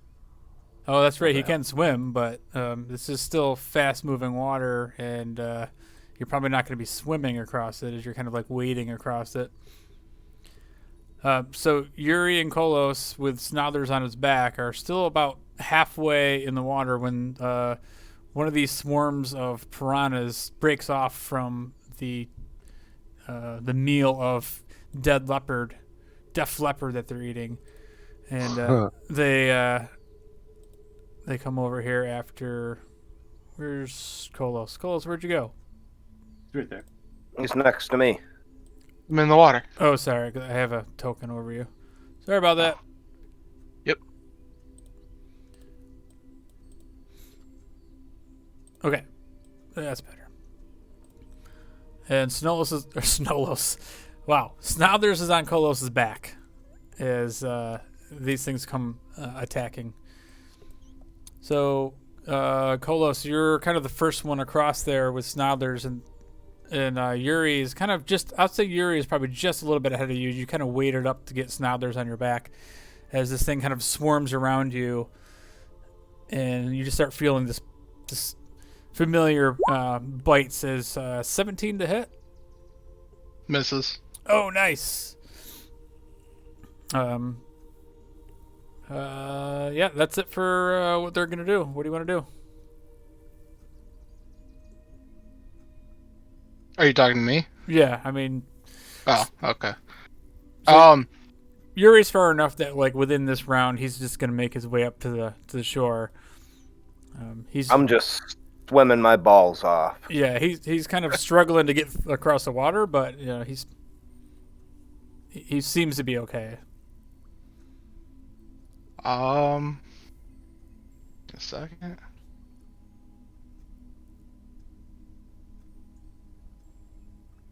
I'm just gonna try to walk away from him. Like, just walk behind Yuri and try to get out of the river. All Keep right. Snodlers as up above the water as possible. All right, so they're gonna make an opportunity attack as you try to get out of there. They're gonna try to bite at your ass with a 20 to hit.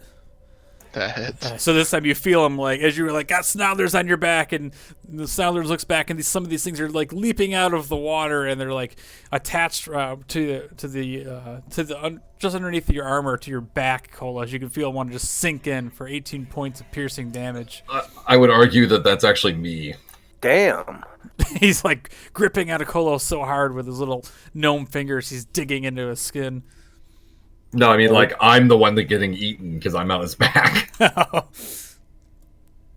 All I picture is the movie Toy with Richard Pryor. And the piranha in the water. So Yuri and Kolos with Snodlers in tow, like you guys managed to make your way onto the other side of the little raging river here, and you can see the blood now just kind of like running out from under Kolos's armor as he drops Snodlers off into the mud. I'll just climb out of the water on my stomach and beach myself as soon as I get onto the bank. Yeah, that was fun. That was good limbering up, I would say, for the rest of the journey. Snodlers didn't like it. Just hoping none of the birds carry Snodlers off. Is that an option? Like, Oh, it possibly. Oh, it is. If they're gonna possibly carry me off, they're definitely Stick by the tree as close as you can. You immediately see Snodlers, like, waving his hands, and a shimmer goes over him. It's probably smart. Because the trees have cats in them, so like Well, I think it's safer to not get carried away. If at least we could fight the cat. Don't stick to the trees. Don't stick away from the trees, and don't go in the water. It's Yeah. Don't be near the trees. Don't be in the open. Don't go in the water. We're fucked. Get out of the Snod- jungle. Snodlers isn't sure there's a place to go yet. the safest place to be in the jungle is not in the jungle. Yeah, yep. So let's just continue on the path. Before we continue, I'm willing to touch myself. Whoa! Snodlers turns away. Even the underdog Snodlers knows what that means. Yuri nonchalantly starts touching himself.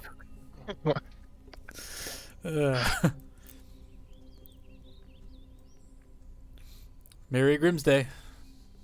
I didn't know it was that kind of holiday. It's a Grimsday miracle. Okay, so you guys make your way a couple more hours into the jungle. You get all the way about like 5 miles in, and you start seeing a little bit of as the sun starts to set a little bit. You see some movement in kind of like a turn-off area where the game trail kind of like opens up into like a little tiny clearing, and you're sitting there and you see like two people starting to make a little tiny fire, and one guy is laying on the ground. His leg is like completely like gashed, and there's blood all over the ground. He's got it all kind of bandaged up with like palm fronds around it. and there's a woman kind of like sitting over him, like trying to calm him. As you guys kind of approach, they stop, look up, and the woman draws a bow and points it directly at you guys. And you hear her call out like, "Ah, who goes there?" Easy. We're friendly, probably.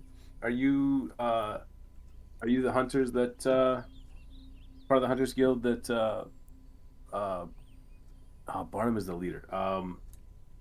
Rico. Rico was talking about? Rico sent you? Yeah, we're here to help. Okay. I'm sorry. We need help. Do you have any medicine? Some. Skip is hurt real bad. Stollis is confused. Who's Rico? Suave. The guy he was part of the Hunters Guild, and he told us about them and roughly where they were located. Reek. I'll walk over and take a look at his leg. Go ahead and make a medicine check. Medicine. His leg looks fucked up. Yeah. I lean over, take a look at it, say, I think that leg's gonna have to come off. The woman stops and she looks at it and she's just like, if you think so, are you a doctor? No, he's just a limb chopper. Oh. Stand back. I'll pull out a health potion. And I'll just hand it to the guy. Drink that. Do you pour it on the leg, or do you actually make him drink it?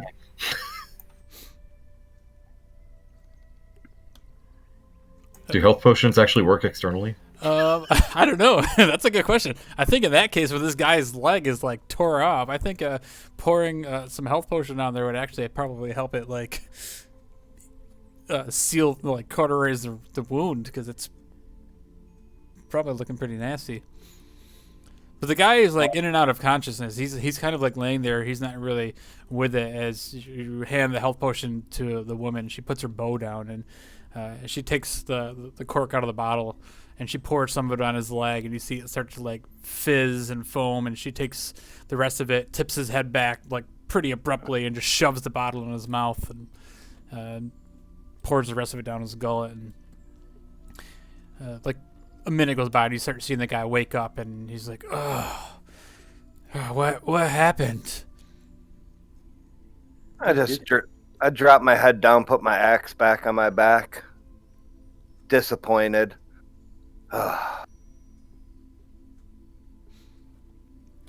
Did we get it? And, Get what? Snodlers wasn't. What are you going for? The razor hog. And the woman stops and she's like, "No, just be quiet, Skip. I'll handle this." And she stands up and she extends a hand to you, Hector. She says, "The name is Caitlin. Caitlin, nice to meet you." And yes, we are part of the Hunters Guild. And thank you for saving my friend here. His leg probably would have had to come off. Your dwarf friend is right." Yeah, a few more days maybe. Well, are you two the only ones out here? No. The rest of our group, the other two, Barnum and Trixie, are down the trail there. They followed the path of the razor hog, but they haven't come back yet. How long ago? It was probably about 20 minutes or so. They said they were going to scout out ahead and let us know what they saw.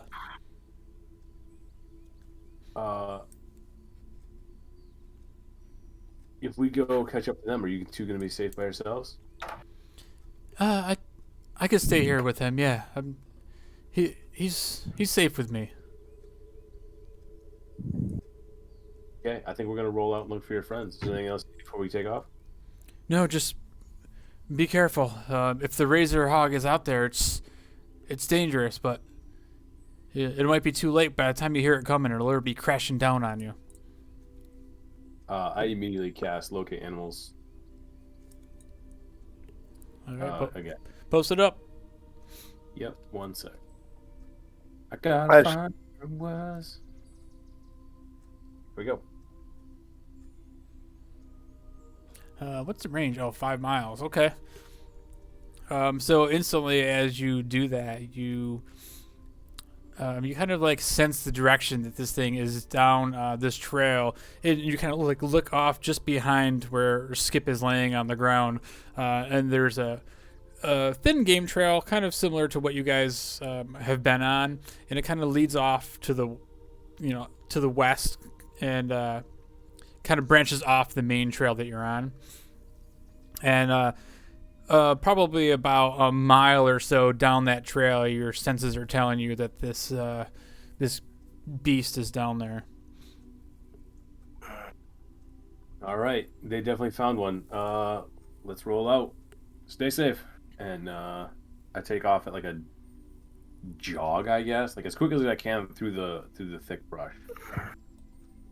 Okay. And it's getting dark, you said? Yeah, the sun is just starting to set, so it's definitely like dusk. Gotcha. I follow behind him. Cast light on my shield, so I have a flashlight as we go through this thing. It's dark. It's getting dark. It's not dark yet, but I just don't want to have to worry about it later. This lasts for a while. Yeah, you start making your way as you kind of like jog down this trail as fast as you can. You start hearing the sounds of like this loud like squawking. It's like, "Bah! Bah!" And you can hear it. It's like it's in the distance, and you feel almost as if you're like almost like running towards the direction that you hear it. And you guys all hear it, by the way. It's not just Hector that hears it. So, What the fuck? Hunter's getting carried off. I am also going to cast Speak with Animals.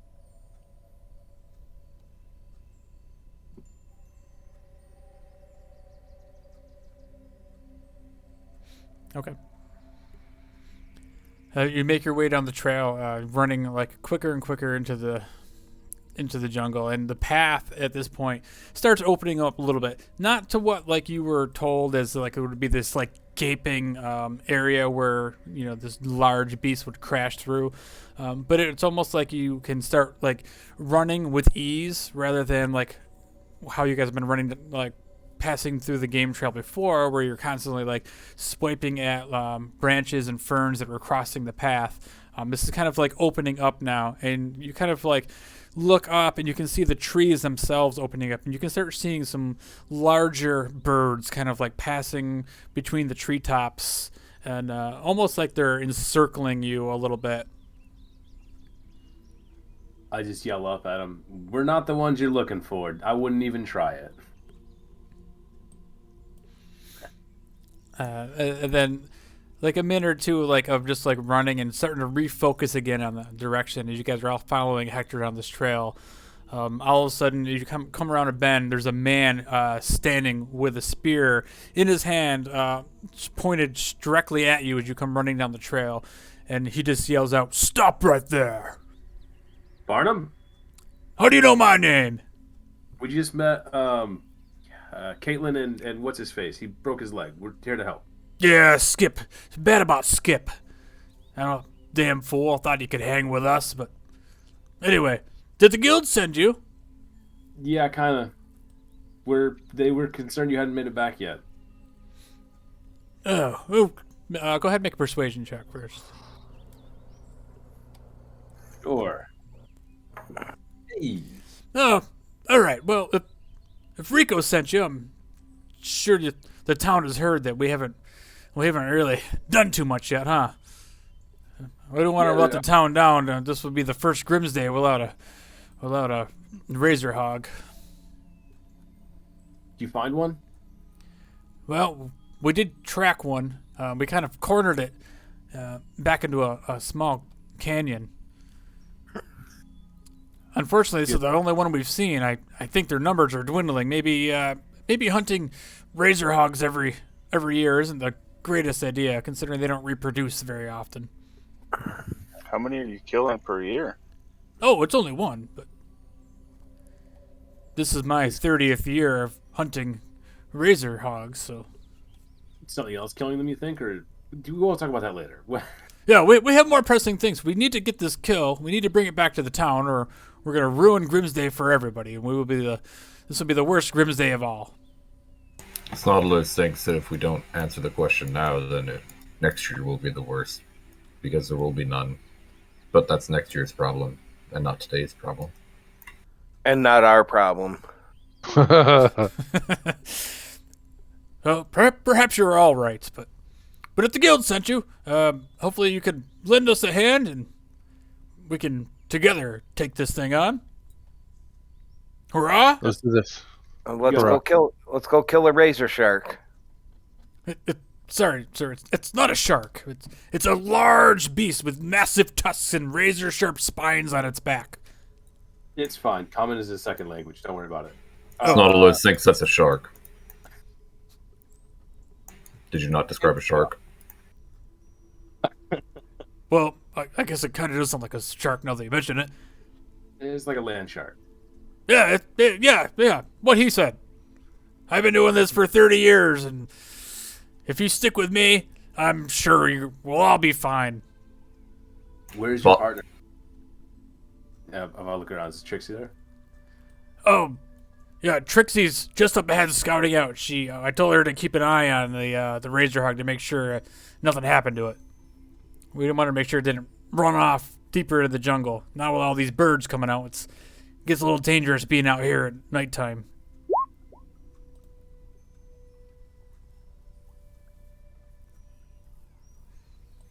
What do you say?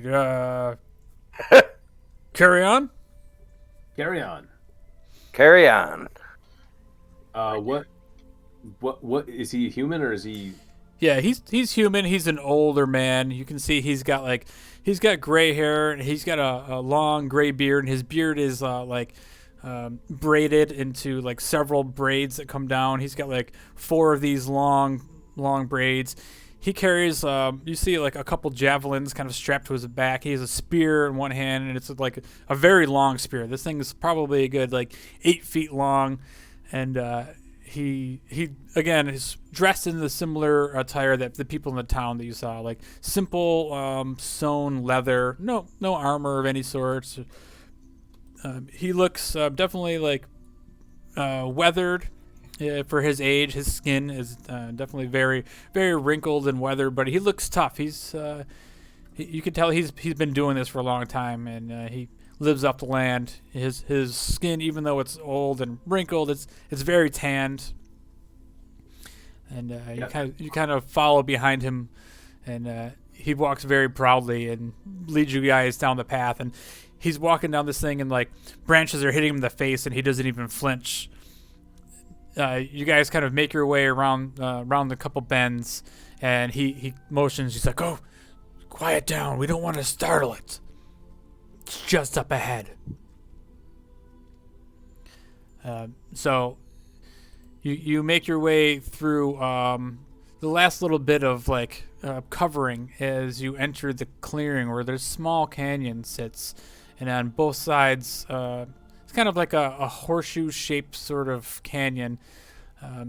There's a large, about 15, 20 feet high is the step around the outside of it. Surrounded by trees and jungle plants along all sides. Trixie is the first comes into sight. She's sitting there kind of like crouched down behind a tree, and as you kind of approach, Barnum motions over to her. He's like, these are with the guild. These people are with the guild. They're here to help. She just gives a nod and says, "Be quiet. It's just up ahead.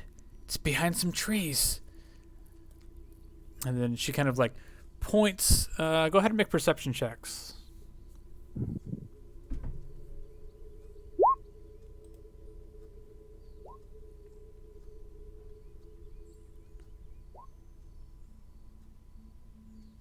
God damn it.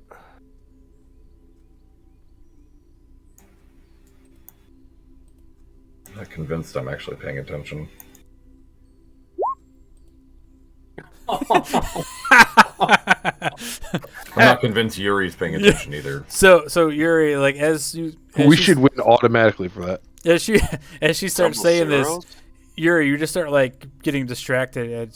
She's like crouched over, and you're kind of like looking at her ass, and she's very curvy. She has like a really nice round ass as you're sitting there, and you're like completely distracted, drooling. And she actually catches you like staring at her, and she's like looks at you a little puzzled, and as she points off in the direction. The rest of you, other than Snodlers, who's kind of... I feel like I'm watching Yuri watch her. Hector, Vossen, and Vitoris, and Kolos, you guys all kind of like follow her lead as she kind of points off in between a few of the trees, and in the back by this wall, you see this massive beast. It's probably a good 20 feet long, and it stands above all the smaller trees, and you see these two massive tusks sticking out from both sides of this thing's face, and you can hear its large hooves, and it's just like mashing something into the ground. And from this distance, you can actually almost smell this dirty, kind of like dirty fur, wet fur smell. And she looks at everybody, and she's like, "All right, we all need to keep it down. It has excellent hearing." So everybody make some stealth checks. How far away is it? Let's see. It's probably a good. It's probably a good 70, 80 feet away. So in lieu of a stealth check, can I just do this?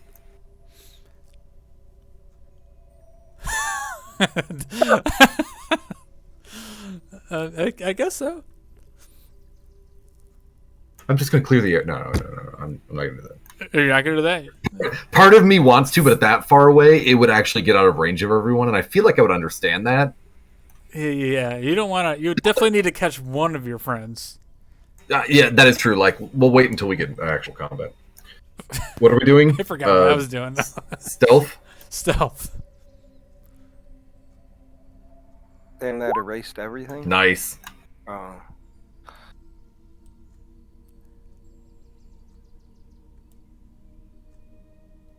I almost picked Pass Without Trace today, and I'm kicking myself right now so bad you don't even know. Compared to the dire wolves we saw on the ship, how big is this thing? Compared to the dire wolves on the ship, this thing looks probably at least twice the size. Cool. Yeah, this from where you guys are standing, this looks like probably the biggest creature to this point that you have actually seen. Wait, what about the aboleth? This looks probably bigger than the aboleth. Oh. That's a massive. Wait, what? Dog. Yeah, aboleths are huge. This thing is huge. So you missed the description that one of these things is big enough to feed the whole settlement. Well, no wonder they're freaking like going extinct. Well, there goes my little half a chub I had. Before we... Never mind. The range is 5 feet. Never mind. Damn. Oh no, it's 90 feet. Before we get into combat, can I cast Hunter's Mark on it? Sure, if it's within range. Let me check everybody's stealth roll. Hold on. Yeah. Snarlers didn't get shit. Yeah, none of those. Nobody got shit. Besides Vitoris and Vossen. So as you guys are like standing there, it all of a sudden hears you guys with its excellent vision and its excellent smell, and it smells the scent of you all on the breeze, and it stops what it's doing. It looks up, and you instantly hear it just start charging through the brush. And let's just roll initiative now. Yeah, and I don't have that. I don't have that spell ready. Oh, okay. Initiative? I don't have initiative ready. Yes, I don't have initiative ready. Fuck it, look at these awesome initiative rolls. I'm loving them. Help if I put my... We're about to ask her if this thing was more likely to charge or run, but I guess that answers the question. I'm like, hey, are we about to get charged or are we going to have to chase? And then like, look up and see like, barreling down on us. It's not a The Taurus. first. No, you go Nope. first. Oh, mine Oh, didn't that's work. fine. Broke mine.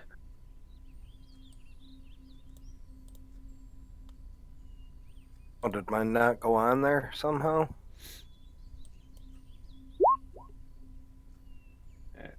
All right. I broke mine again. I'll have to fix it for next week. I rolled an 8 first.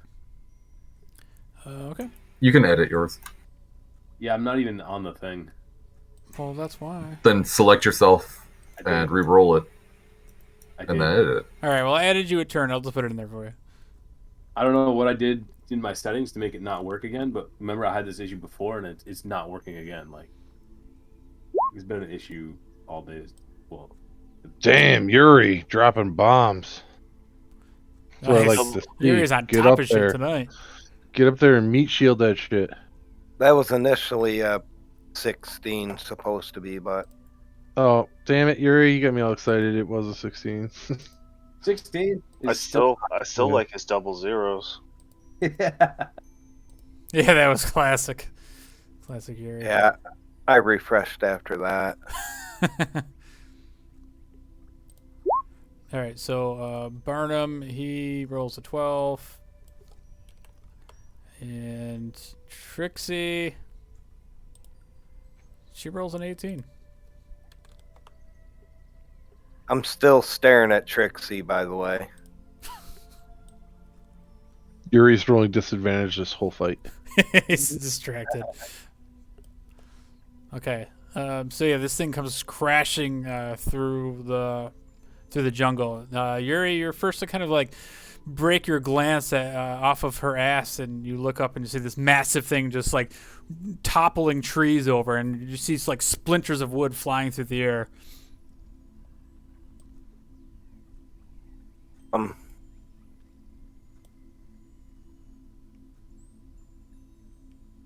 I'm going to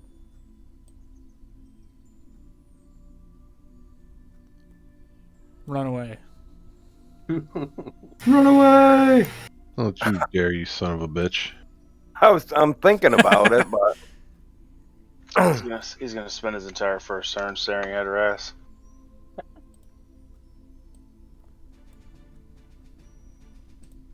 they count.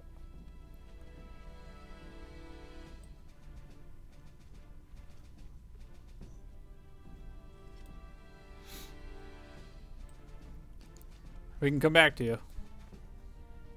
I'm going to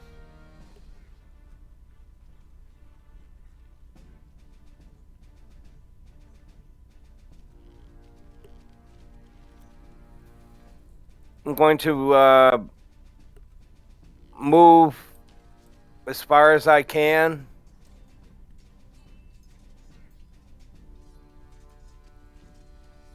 And take the dodge action in case it comes to attack me if it has enough movement to get to me. Okay.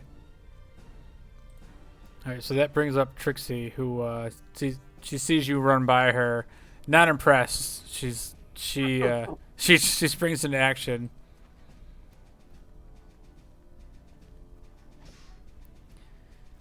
And she stands kind of in front of you, or beside you, and draws her bow, and she shoots an arrow at this thing charging. And well, not with that. So she rolls an 8 total. So that's not good. So she shoots an arrow, and it just kind of like glances through the trees and not even near this thing. Go ahead, Vasen. Shit. It's pretty fucking far away. You ain't shitting. Are there boulders and shit around here, or is it just broken trees? Nope, those are boulders. I'm gonna try to go back behind it. So I can get to here. Okay. I'm gonna like hide behind this boulder. And do also dodge action. So you want to dodge or hide? No, yeah, I'm gonna dodge. I'm not gonna hide. Okay. But I want to be like by these rocks. Okay. Is that all you can do? I'm gonna drink. Get a drink. Little swig of the old Gordy. All right, so that brings up Barnum as he yells out and he says, "Onward!" And you see him pull out this spear, and he just comes like rushing in, and with this spear in his hand, he sets it on the ground next to him, and he pulls the javelin off of his back, and he just throws the javelin wildly over the trees like this, like huge arc, way up in the air. Let's see what it does. Nice. So you guys all kind of watch, like you can see like the sun kind of in the horizon in the distance, and here's this like long arcing javelin flying up in the air, and you see, and it like sticks right into the head of this charging beast. And that. Go ahead. What did you say? Meglar would be creaming himself right now. And you hear Barnum's like, "Yeah, let's get this fucker!" And go ahead, Hector. All right, I'm gonna run up right to. Whoops, this. Nope. Select. There we go. Up to here, and I'm going to cast Bless, and I'm gonna hit Kolos, Vasan, and Vitoris with Bless. So you guys have the D4 to your attacks and saving throws. And then for my bonus action, I'm going to go transform into my Chalice form. And then take a step to the side. That's the end of my turn. All right, so that brings up the Razor Hog. This thing is looking mad now. I am glowing. I don't know if that's important for this or not, but yeah. So as you come running, he comes smashing straight through the down this like game path, and you see small trees just like splintering like off the sides of the trail, and mud just being thrown up in the air, and small stones just being hurled like they're nothing. And he comes crashing straight into both this guy and Trixie. Yuri is just enough out of the way where he's not going to get hit by these two massive tusks coming to the side. He's basically standing on this square between them. Yeah, I can put him in that square, I guess. And both of them take... whoa. So both of them get knocked to the ground, but instantly Trixie, she gets this massive, you see the massive tusk just kind of like impale right through her shoulder blade, and she is going to have to make a, is it strength? Is that right? Probably should have looked at this ahead of time. Yeah, strength saving throw. Actually, they both are. They roll a 10 and a 6. So both of them, they get hit with these massive tusks. She takes a total of 21 points of damage as she gets speared by this tusk. And, Jeez. and Barnum, you see him kind of like step out of the way as he just kind of ducks just in time of one of the tusks, but he still manages to take 15 points of piercing damage from this thing as it just catches him. But both of them are standing there now, toe to toe with this thing. Go ahead, Vitoris. Ah! What is this? Just like a little puddle? Yeah, it's kind of like swampy. goodness. I'll stay outside the swampy goodness, and I will attempt to shoot him. 10 is gonna miss. Can I use my reaction to do the D6 help? Sure. So 15 total. 15 will hit. Hell yeah. I gotta mark that off. It only took 2 spells. Oh, it's just a thing I can do. For 9? 14. Yeah, for 14. Okay, sweet. So yeah, you see one of your crossbow bolts kind of like wedge under this like massive spikes this thing has on its back, and there's almost like these glistening plates you can see in the sunlight. And one of your crossbow bolts just finds that right spot underneath there, and you can see it kind of like turn its head a little bit as it's like goring Trixie, and it kind of like knows that you're there, Vitoris.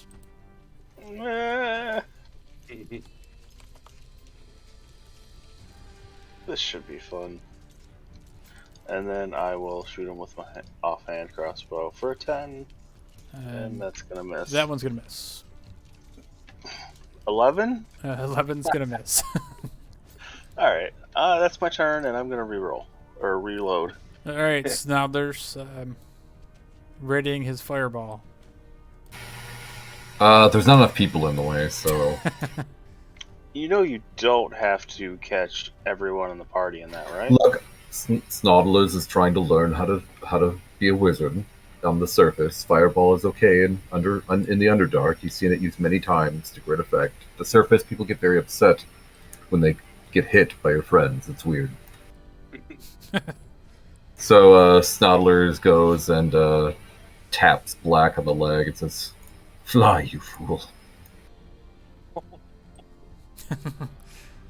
You mean you don't want to be on the ground with it? And then he dodges into this tree bush, whatever the hell it is. Or is this a tree bush? Yeah, I would say that's like that's more of a bush. Yeah, that's more of like a tree. Yeah, that's like that's one of the 200-foot giant like palm trees. So Wherever is a tree bush that I can get to. yeah, Here. Yeah. I'd say the one that you're at. There's probably a smaller, more tree bush. It's got like. I'm good with it. Yeah, that seems more reasonable there. That's it. Okay, Kolos. All right. Never seeing a giant land creature. This is definitely the biggest thing you've ever seen on land. So. Yeah, and it's the first time I get to use any sort of flying. Just in general. 60 feet of movement. Alright.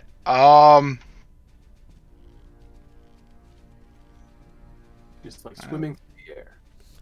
Yeah. Yeah, that's what I'm going to think of it as. 60 feet. How tall is this thing? It's probably a good 30 feet tall.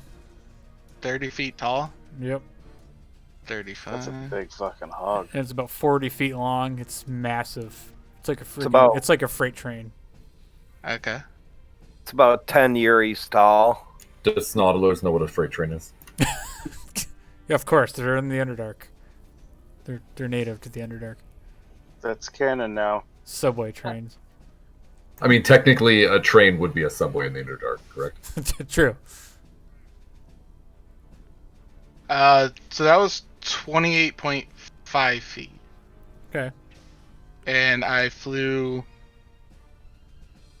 let's say, I don't know, 30 feet in the air. Yeah, Sure. that works. So I'm technically hovering over its face, right? Yeah, sounds good. Cool. Right in tusk range. Perfect. Right in tusk range. Right where the pointy Not- parts are. Literally not what I wanted, but I can't move any farther. But, okay.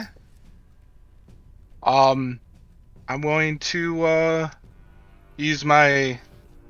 Oh, wrong vow. That one. Vow of... Enmity? I don't know how to pronounce that properly. Basically, I gain advantage on attack rolls against the creature for a minute. Okay. Do you think I'm in range to swing with the longsword? Yeah, I figure you're flying right over to this thing's face, and you're just kind of hovering face to face with it. So yeah, you could definitely take a swing at its head. Alright, I'm going to. 23 is definitely going to hit. 27. That's what that D4 is for? Oh yeah, because you're blessed, yep. Okay. I'm going to also use Divine Smite. Okay. Hang on a second.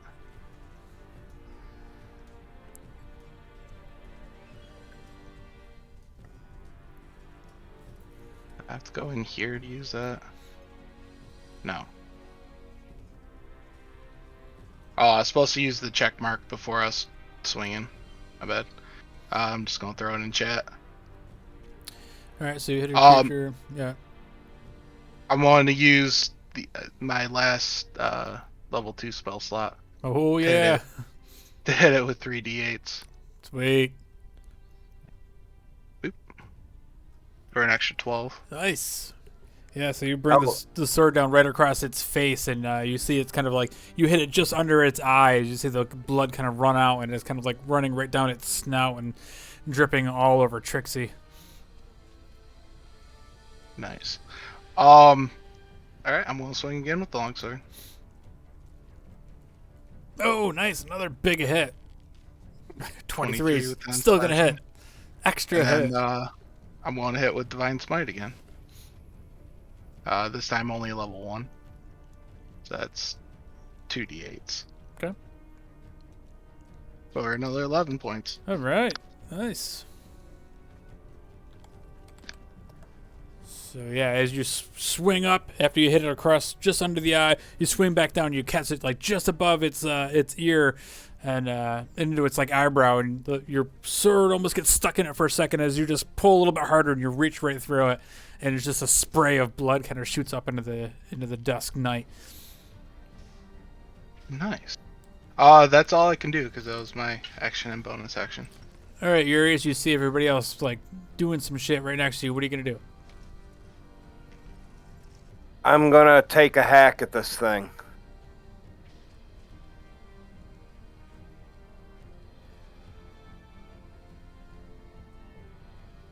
Uh, 14's gonna hit with the axe.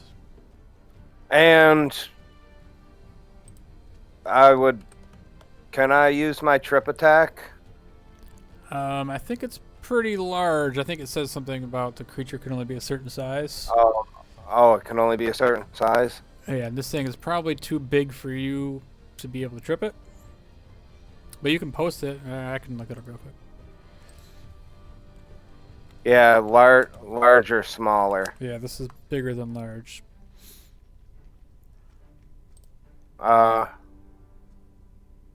well, whatever. I'll take my hit on it. And, I will take a second hit on it. Alright, go ahead and try to hit that. Nice.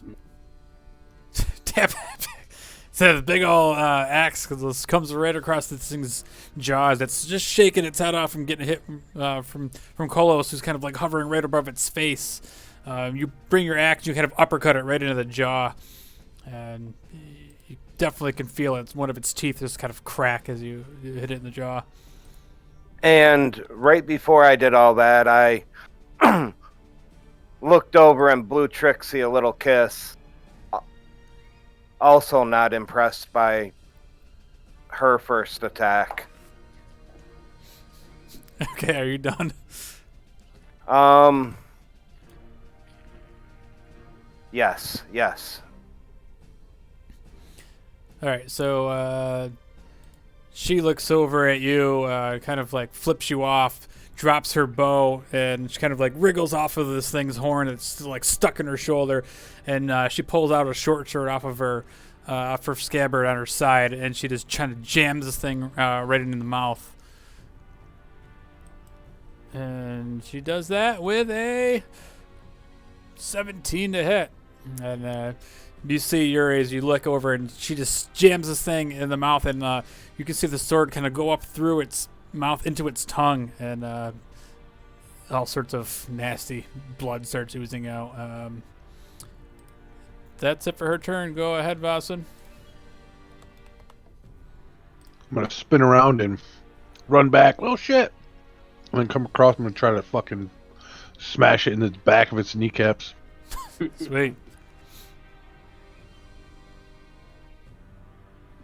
I got blessed, right? Yep. I got you. Oh, 14. 14 hits. Oh, two-handed swing to the knee. 13. Nice.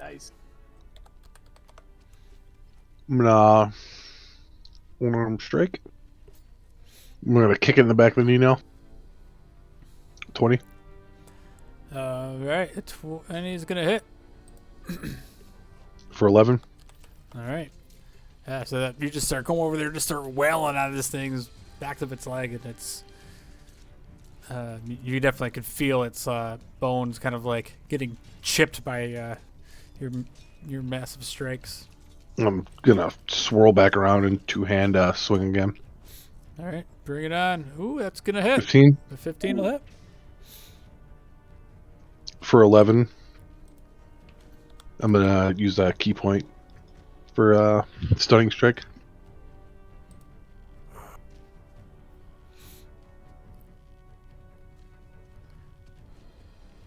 What's the he doesn't make a You just gotta roll con.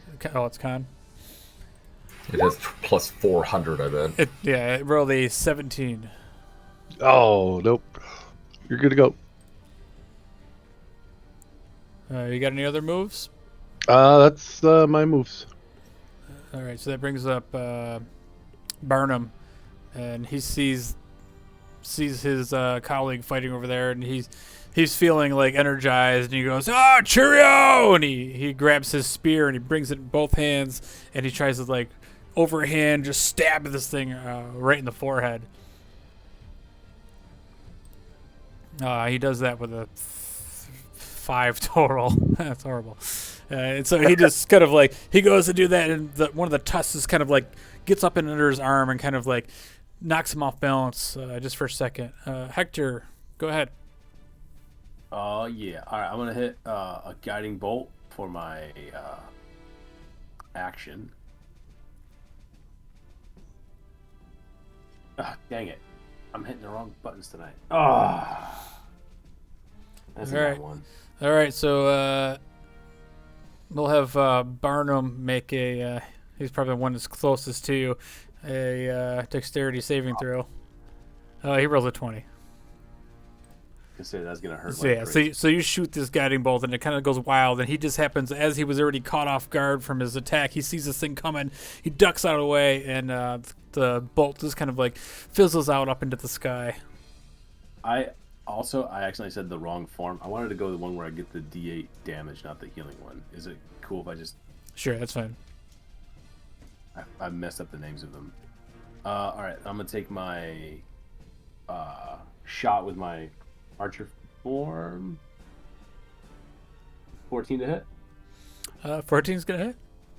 Nice. He'll take 9 radiant damage. All right. And I'm going to back up just a bit. Back to there. That's the end of my turn. Josh, why don't you just reset it to default? Yeah, I don't know what updates there were, but this is... Yeah, so it doesn't do that. It's like rolling the dice on D&D Beyond and moving it over after. It's bizarre. Mm-hmm. It's a setting. In the Beyond 20 settings, like the second toggle switch is use D&D Beyond Digital Dice. Turn that off and you're done. All right. Oh my god, boys, watch out! All right, so when you guys are start taking turns, like beating in this thing, and it's starting to get all ravaged up, you see it just start snorting loudly, and its massive hooves just start digging into the ground, and it just starts taking off in a full sprint. I need Fasten, Hector, Trixie, Burnham, and Kolos all to make strength saving throws. Fuck me. I was trying to get out of the way of that. DC 14. With Kolos flying, does that change anything? Does not change anything because he's in melee range. So, One, two. You need me to make one, two? No, you're actually safe because you're not in the path of this thing's trample ability. When you get opportunity attack? He will get an opportunity attack, yeah. Yeah, boy. Both of the... Oh, no, the girl did not save. So as this thing starts charging and it tramples over her, she ends up taking... Oh, she's going to take some damage. Oh.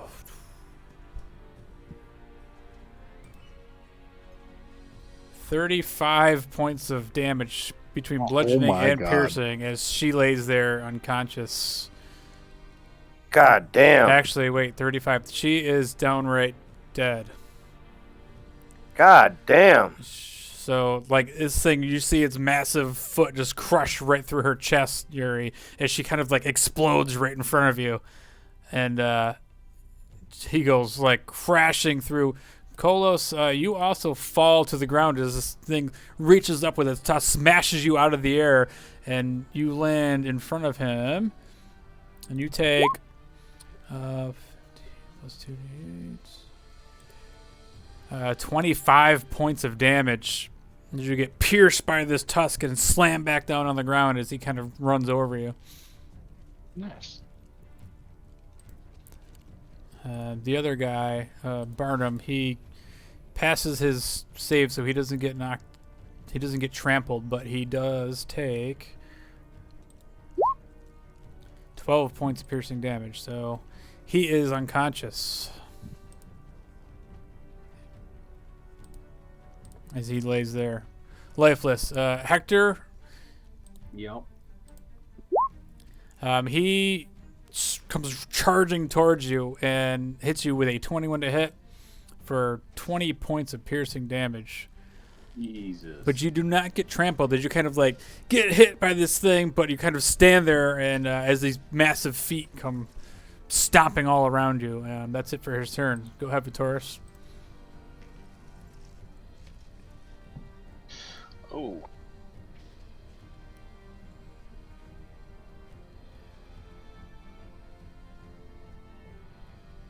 Move over there, and I'm going to try to shoot him.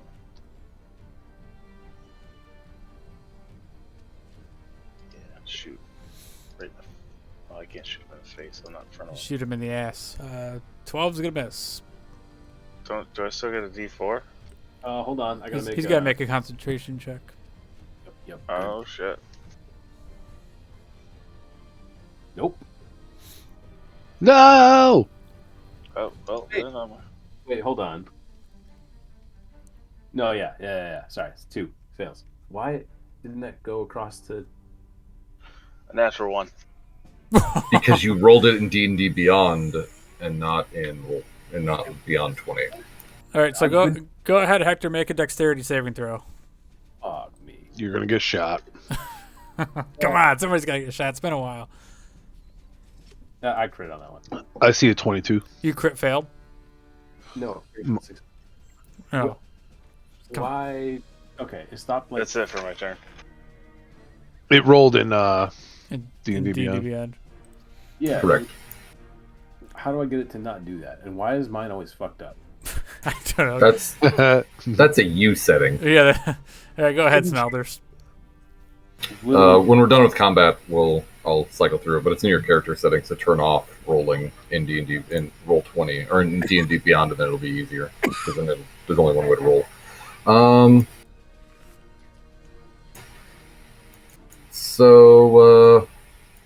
Yeah. Well, this changes a lot of things. Do I want to sacrifice one person to blow this thing up as hard as I can? Probably. You could hold it spell. I could do what? Or you could just kill me. That's fine. Yeah, No, don't kill him. yeah, I'm thinking I'll kill you. Nod was like, I'm the captain now. Give me the I big already am guy. I kind of am almost the I'm captain. throwing a fireball right on Hector, just so no one else gets hit. No, just chromatic orb, Hector. I'm in a chromatic orb level 3.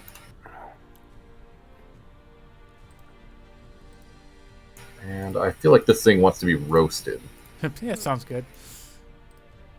Well, we are going to eat it. Yeah. Ooh! Ow! Nice. That definitely gonna hit him hard.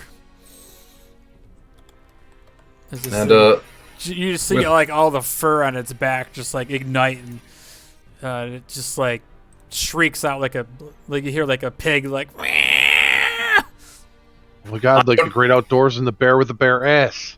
I literally launched this fiery chromatic orb, and I don't even look at where it's going. I just haul ass to the next bush set. Like, oh god, oh god, oh god! Diving in, I'm now prone here. Okay. That reminds me, Kolos, yeah, you were knocked prone. I forgot to tell you when that thing hit you. And you are up as you're laying there on the ground with the wind knocked out of you. Alright. How does that work with my fly speed? It's probably still going to cause half your movement to stand up. What happens if he just flies while prone?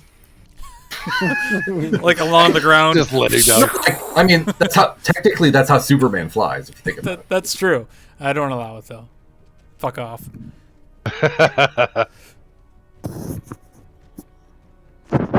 Alright, so I'm going to have to stand up, so that takes half my fly speed?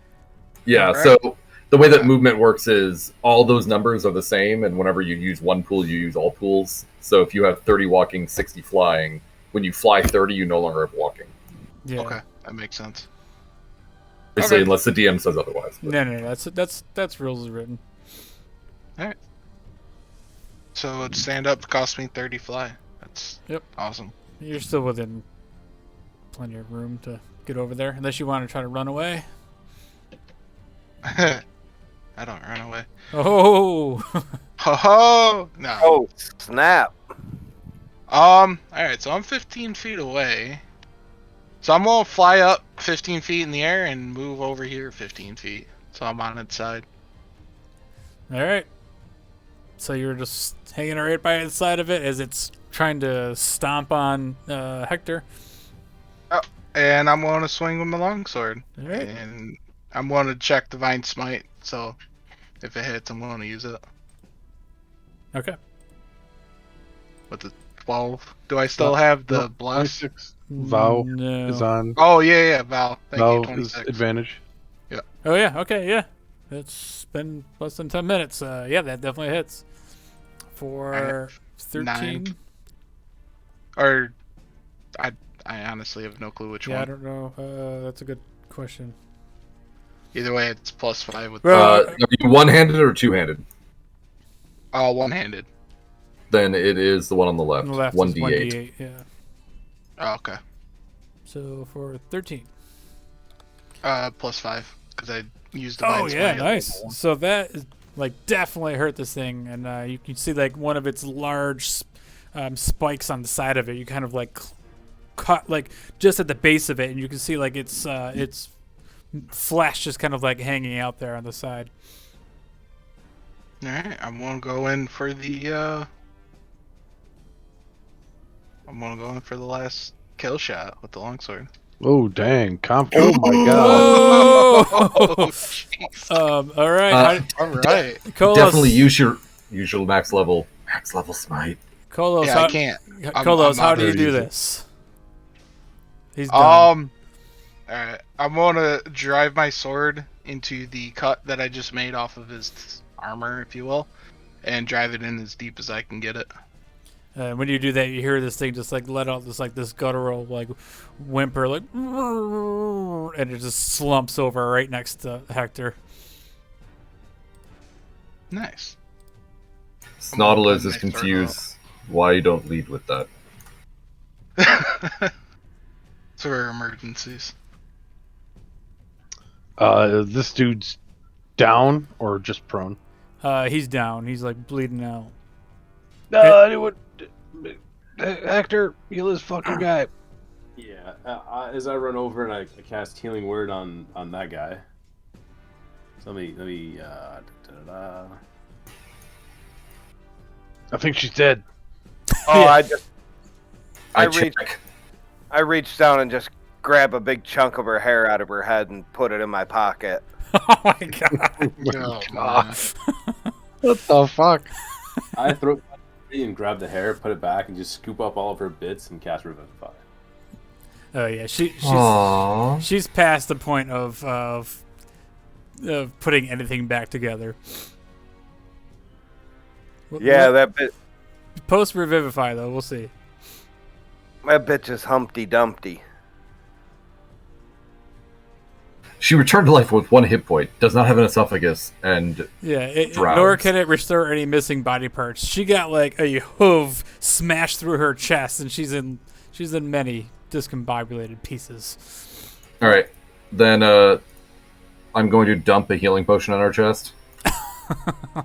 So as you do that, you start seeing it like bubble and but like the hole just does not have enough pieces to put back together. I put the vial in the hole and pat the vial, and then I just walk away.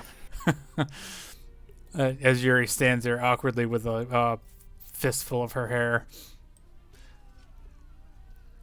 So at that point, though, you got what's his name? Barnum starts to wake up a little bit, and he's like completely out of it. Like, oh, wow, well that was fun. It's not what Trixie said. And he looks over and he's like, oh, she should have trained more. Yeah. She should have stayed back. The hell are you guys doing running up here with no armor? And Bitch is weak. so at that point, you guys all look up and you hear this sound coming from up above on the ridge. You hear all this chatter, this language you can't quite understand, and you all kind of look up and you see there's about 20 or so small goblins along the ridge, all pointing arrows, bows at you, and spears. These motherfuckers trying to get our shit, dog. I just step in front of Snodlers. Help burn them. Straight up, you cast that? For real? Yeah, are you casting Fireball? That's actually just the VTT. That's not the cast. Okay. Dude, I was ready to follow up. So they're on top of the ridge right now, right? Yeah. So it's a function of how are we getting this thing back? Do they actually pose a threat? Like, I don't know what's going on, but notionally, if you tell me there's a group of things up on a cliff, that's obviously where the brain's going to go. Yeah, where? This ridge? Yeah, like all around you. There's at least 20 that you can see kind of poking out from like behind bushes and things, all drawing down on you. On the west side, or like all around? Around that whole horseshoe shape, yep. Okay. And Barnum looks up and goes, oh, I think the Juka have found us. We should probably get out of here, boys. I just duck down behind my little dwarf shield. What about the fucking razor ball liquor? We'll have to find another one. I don't feel like dying today. But your friend already did. And at that point, as you guys like look behind you, about 20 or 30 more of these goblins start approaching from the rear and popping up through the bushes, and you hear all sorts of like, Fireball his ass! so essentially you're surrounded by goblins. The biggest concentration. Can you actually, like, freehand me where they are? Just like... The ones that are below you. Heh. Below you. Oh, yeah, I see what you did there. You did it. Oh, Don't blame me. I see what I did there. There's a bunch. They're all over. They're like in this area down here that are like probably the closest ones to you, but most of them are up around the trees. In here, you see like there's like 10 of them here. There's a bunch of them here. All of them are pointing down, and you see a bunch of them popping out of the trees behind you. They're essentially popping out from all around you, and they're all yelling at you in Goblin. Does anybody speak Goblin? I do No. not. Negative. I do not. Only if Meglar was here.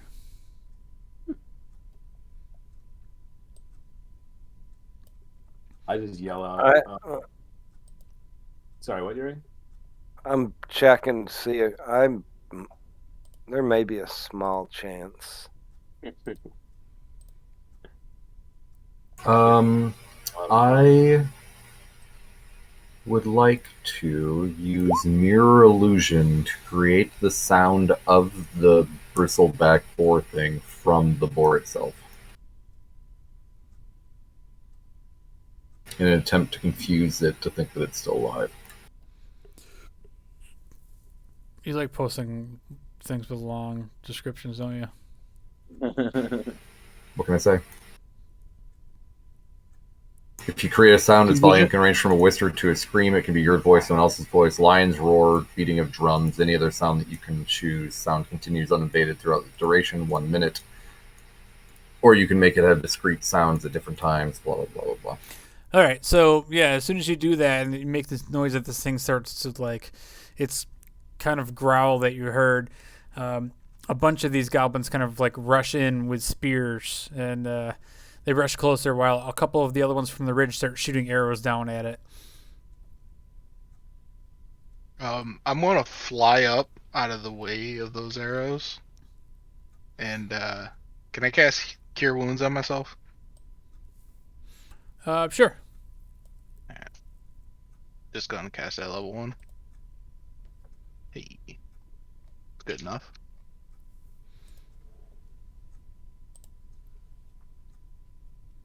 Yeah, I'm not sticking around for this. If they're gonna come down, and I'm gonna start trying to leave. I mean, at this point, it makes it almost seem impossible of us being able to leave. Yeah, And that was part of why I wanted to understand where, like, we're kind of trapped right now. If they're here, they're here. This is an entrance. Like, the only way that we can even go is possibly this way, and we're going to be screwed from this guy and this guy. Like, we're hosed. This is basically a fight or pray to God. Well, if you want to get it popping off, I'll follow up. Yeah, let's not do that. Let's see if we can talk our way out of it. And no one speaks Goblin. So yeah, all of a sudden, like one of the larger ones out of the crowd comes up to you, and he has 2 scimitars in his hands, and he comes up and he's pointing them like at your face, Vasen, whoever's in the front here, Vasen and Barnum, who's kind of laying there, and he's just going, that's up, and he's like motioning, making a motion to like put your weapons down. Speak common. He still keeps it up, and he's at this point you see a couple of them start like drawing their bows and moving in closer. I sheath my sword. I put my bow on my back. I'm not putting it on the ground. I don't have any weapons. I'll holster my crossbows. Can I try to slowly walk backwards? Sure. So as you do that, like a goblin like pops up out of the bushes behind you, and he just like sticks a spear into your back, like not like forcefully, but just to let you know that he's hiding in the bushes right there and he sees you. Ninja Chronic. Shit. So as you guys like start like realizing these guys are like encroaching on you, like 10 goblins start running up to the dead razor hog, and they start like hacking off chunks of meat. And you guys are all basically at the point now where a couple more of these goblins all kind of like surround you, and the supposed leader that you can tell, he's like looking more and more menacing as he's pointing his weapons at Barnum, and Barnum just like says, I surrender, and the rest of us do as well. And he drops his spear into the ground, and he puts his hands up. Are you guys? Who is anybody not surrendering at this point? Yuri. No, I'm surrendering. Okay. I don't want to die.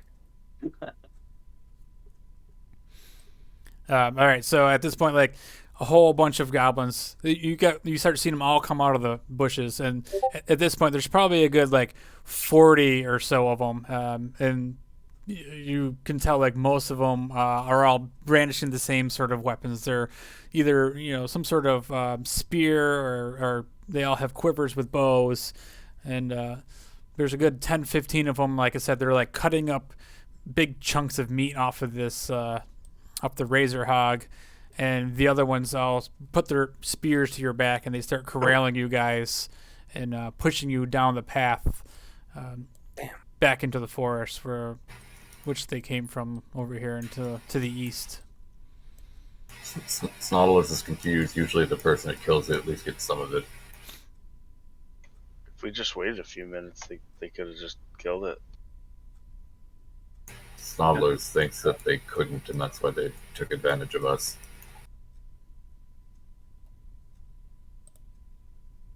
What is it? We're heading over to here? Yeah, they start leading you back into the jungle. And the whole time... Deeper? Yeah, deeper north into the jungle. And the whole time that you're kind of being led down the path, you hear them all kind of like just speaking in Goblin, and a couple of them are kind of like, it almost looks like they're like snapping at each other, like yelling at each other back and forth in Goblin. Whether you know anything about goblins or not, you guys kind of all witness this kind of interaction. Maybe it's normal, maybe it's not. I don't know, but we don't have any goblin experts with us. Does Snodulus think that they are cannibals? Snodulus doesn't know.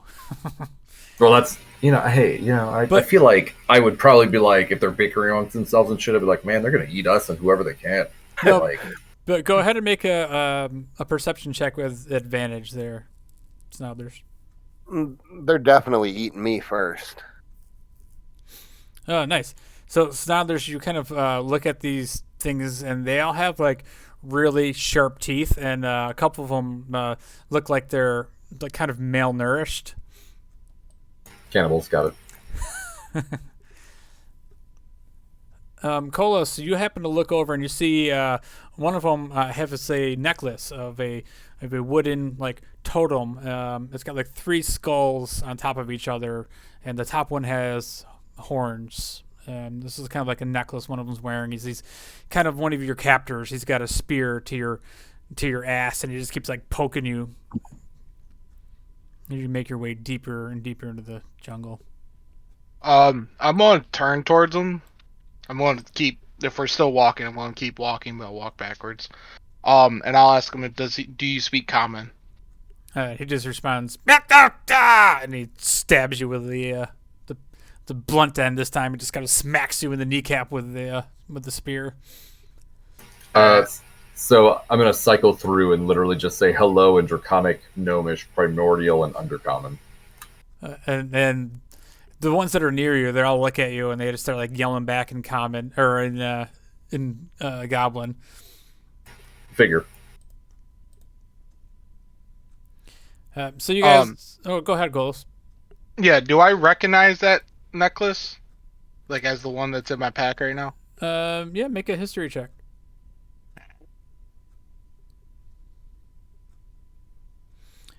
Yes. So what it looks like is it almost looks identical to the one you have in your pack.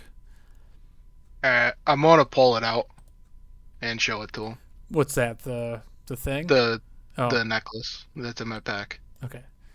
So when you pull it out, the one that's kind of like forcing you, he looks puzzled and he goes, damn, and he starts yelling to some of the other goblins, and you start hearing them all start like saying the same thing. They start like calling up to the front to the big one, and he walks to the back, and the rest of you keep marching as he kind of like stops you for a second while you're in the midst of a pack of goblins, and he snatches it out of your hand and he yells up to you,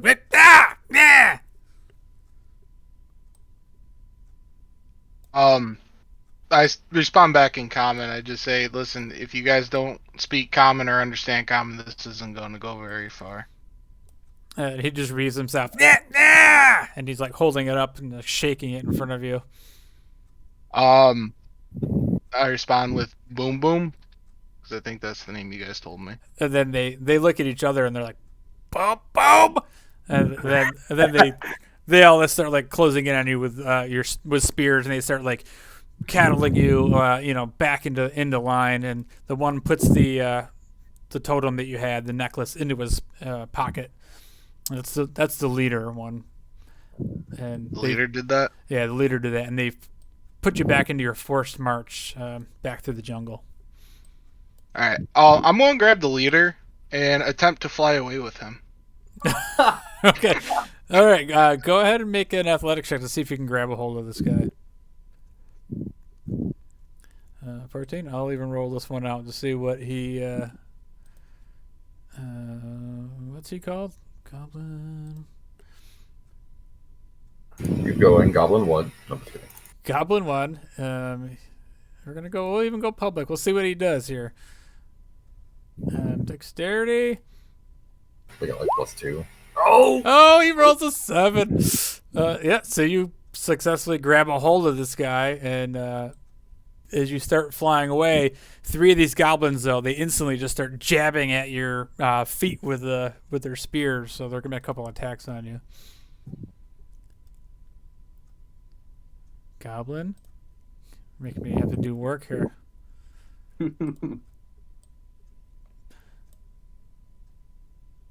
All right, we'll do these guys public. So they all just start swinging at you. That misses.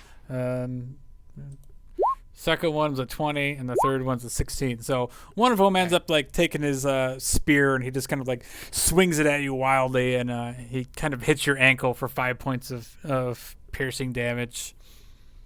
And then, you kind of like fly up. You're about like 20 feet off the ground, and you're like within the trees, and they're all just stop, and they're all pointing up, and they're going, bah, bah! And as you kind of look down, you see like a dozen of them start drawing their bows back. Are we up next to this cliff right here? Or where? No, you guys are like deep into the jungle now. Like you're not. Oh, we're deep in the jungle. Yeah, so you're just basically surrounded. You're down a path, and then you're just surrounded by thick jungle on both sides. The trees are about 200 feet up. There's those massive canopy trees, and at this point the sun is going down, so it's dark. And the higher you get, you start hearing more of these bird sounds and these like screeching sounds. Give them to the birds. I'm just going to fly to the front of the pack and then put them down. But I'm going to stay in the air. All right, so yeah, as you fly over like the whole group, and you see all of them like pointing their bows, and one of them like releases one of his shots at you with a 10. So the arrow just goes like wildly up into the trees, and as that happens, the rest of them start getting like itchy trigger fingers as well. But you just land safely in the front, and you drop the goblin over there, and he looks pissed. He grabs his one of his scimitars out, and he's going, bah, bah! And he like threatens to like stab you with it, but he reaches into his pocket and he gives you back the trinket. And then as you stand on the front of the line, he kind of like motions for you to get back behind him. Oh, he's in front of me. I'm in front of all of us. Yeah, and he's motioning to you to get back. Oh. But he's flying, right? But I'm in... Okay. Well, I would assume you would have you wouldn't have dropped him from 30 feet up, unless you were. No. I otherwise, the rest of literally them were going to start shooting. No, I literally flew down, placed him in front of the line, and I'm still flying above everybody else. Yeah, and he's motioning. He's like, "Get back!" I'm going to stay flying, but I'm going to hover towards the back of the line. Okay. And then again, like a bunch of these goblins. This is like a big war band of goblins. There's probably at this point you can get a good bird's eye view of all of them. There's probably a good 60 goblins here, and they're all the ones in the back are all kind of like freaking out that you're flying, and they're all kind of pointing up, and a couple of them are still like aiming at you, but. A little while goes by, and you guys kind of like make your way through the jungle, and you start coming across a place where there's a clearing, and you start seeing these large skull totems kind of like in the distance, and you see a row of these things, and just beyond the row, you see like some glows of fire in the distance, little puffs of smoke coming out, and you see just numerous of these little tents, kind of leather tents, that are kind of like woven in and out of the trees and stuff back in the jungle.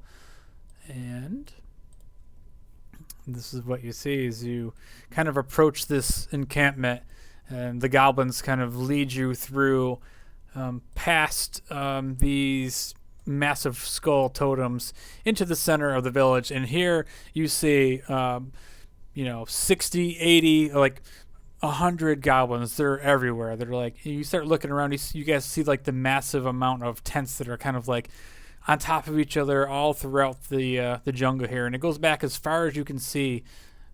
Everywhere, these little... The tents do? Yeah, the tents. They're kind of like everywhere. Little goblin tent city. Snoddlers would like to know if he thinks these tents are all flammable and close enough. Yeah. Snoddlers definitely can think and realize that all these tents are made out of wood and definitely ropes and flammable materials. So a strategically placed fireball would probably do some work here. Honestly, at that point, a magic missile would do a pretty good job too, because I could split them all up into different tents. Yeah, so you guys make your way back into this camp, and now you're feeling like hundreds of eyes just like upon you as you're being corralled into this large central tent in the middle of this goblin tent city. And as you enter the tent, you see several goblins kind of lined around the circle of the tent, the inside of the tent, the circumference of the tent, and on that's kind of like crude makeshift little throne sits a goblin in the back. And as you enter, you hear a voice in common say, "Please enter now." And sorry, what's that? How you can use please and now in the same sentence? I was say I'd say I didn't think we had a choice. Let's walk. Common is Snoddler's sixth language, and honestly, I can understand why. So yeah, you walk in a little bit deeper into the to this massive tent, and this strange goblin on the opposite side is looking over, and you can see he's kind of small for goblin status, but he has this massive headdress on that's like 3 times bigger than the size of his head, and it's like these like really ornate looking like big feathers coming out of it, and 2 big massive like wooden horns, and it has all these tendrils coming down that almost look like vines. And this guy calls out, "Enter now, move forward, please." And the goblins behind you, they kind of like nudge you in the back, and then they exit the tent and close the curtain behind, the flap behind, and you're sitting in this very dim lit little tent, and it smells terrible. It smells like goblin feet in here. And this voice calls out, "Speak now. Okay. Who are you?" Hector? Snoddlers walks forward and is like, "Well, Snoddlers is myself. We're the Gladabouts. We're here to kill a great boar." "Great boar killed." Ha ha ha ha ha. I don't get it. Then at that point, a couple of the other goblins start walking back in the tent, and they provide these massive satchels of the meat that was chopped off of the boar. And he looks over at the rest of you, goes, "Very proud of you, Urk is. Me, Urk." Snoddlers doesn't get it. Snoddlers and his group killed the boar. You great warriors. Thank you. We Juka tribe. You can. Like the fruit? Fruit? Tuber? I don't know what all that word. I bring you. Help me. Snoddlers doesn't know what you need help with. I mean, your numbers are great. And then at that point, he looks over and he calls for somebody else. And you can hear it in Goblin. He's like, my Goblin's kind of sounds like Klingon. I like it. And all of a sudden, Actually, it reminds me of the Mars Attacks. I was thinking the same thing. the aliens in Mars Attacks. Then a minute later, like in the side of the tent, this goblin female comes rushing over, and she comes and sits next to the king, and she says something back to Urk, the chief, and in Goblin, and she starts translating in common to you guys, and she says, "Welcome to the Juka tribe. I am Whelp, and this is Urk, chief of the Juka tribe." Snoddlers gets it now. There's a J sound.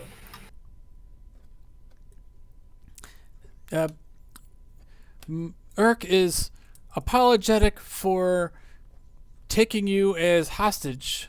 It is not the way of our people. And then he's like, and she's like, and he is very pleased that you have brought him the gifts of the boar. Well, Snoddlers didn't mean to bring the gifts of the boar. But we were trying to get the gifts of the boar for us, and now we have nothing. Then she relays the message to him, and you hear him like say back again, and she says, the chief says your gifts are now our gifts, and he does not care. Snoddlers figured as much. After all, we are basically prisoners. And then she says, but the chief would like to ask you for assistance. So, Snoddlers is all for helping people, but you steal our food, and then you want our help. She translates to him, and he barks something back, and she says, well, he says that we have had our people stolen, which is much worse than food stolen. We're stolen. Are there any other lights or candles or like fire, like small like torches, or like how is this place lit? Yeah, there's a couple of like small torches kind of lit throughout there, and I guess like maybe they're more so like candles because it's kind of like a hollowed out gourd with a light in it. So I guess it's kind of more of like maybe like a makeshift lantern more so than a torch or a candle. Looking around, does it look like anyone is of any of the magic or mysticky flavor set? Which I rolled Arcana. I didn't know what you'd want me to roll to. No, that's okay. So like looking around, you see one person that's kind of like sitting, also like kind of near the throne area of the chief, And this particular goblin, he's got like another one of these headdresses on, not with like the antlers and the vines and stuff, but he has definitely more like feathers and little bones that are attached to like ropes that are kind of like laced around the kind of like a headband around it. Goblin witch doctor. Yeah, basically like a goblin witch doctor. But you don't want to say goblin doctor. That's what. So the translator says, so many of our people have been taken the past few moon cycles.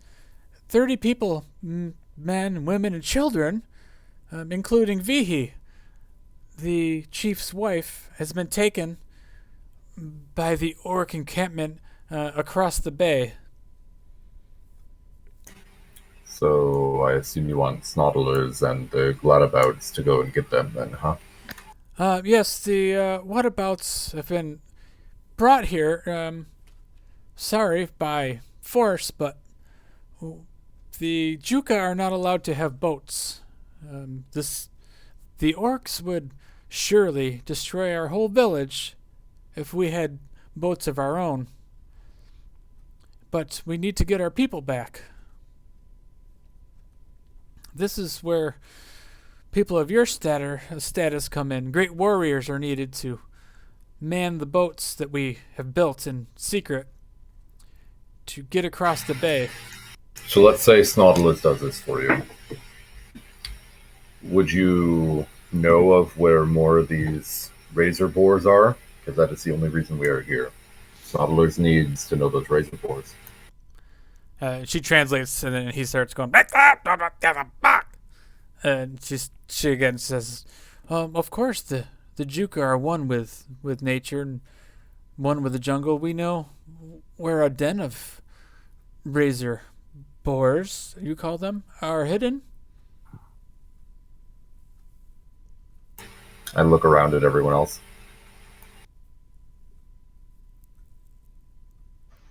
A den sounds promising. Sounds terrifying. How many razor boar do you think there are on the island?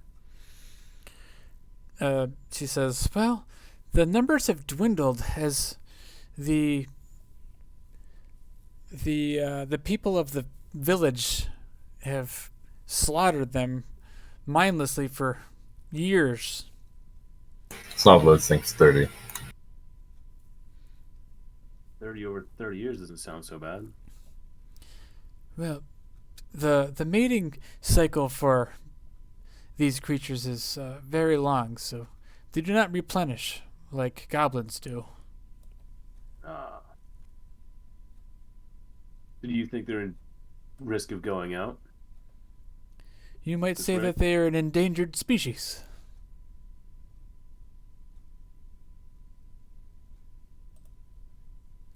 The king or the chief just starts like piping up. He's like, she's like, the king is very concerned that his wife has been his only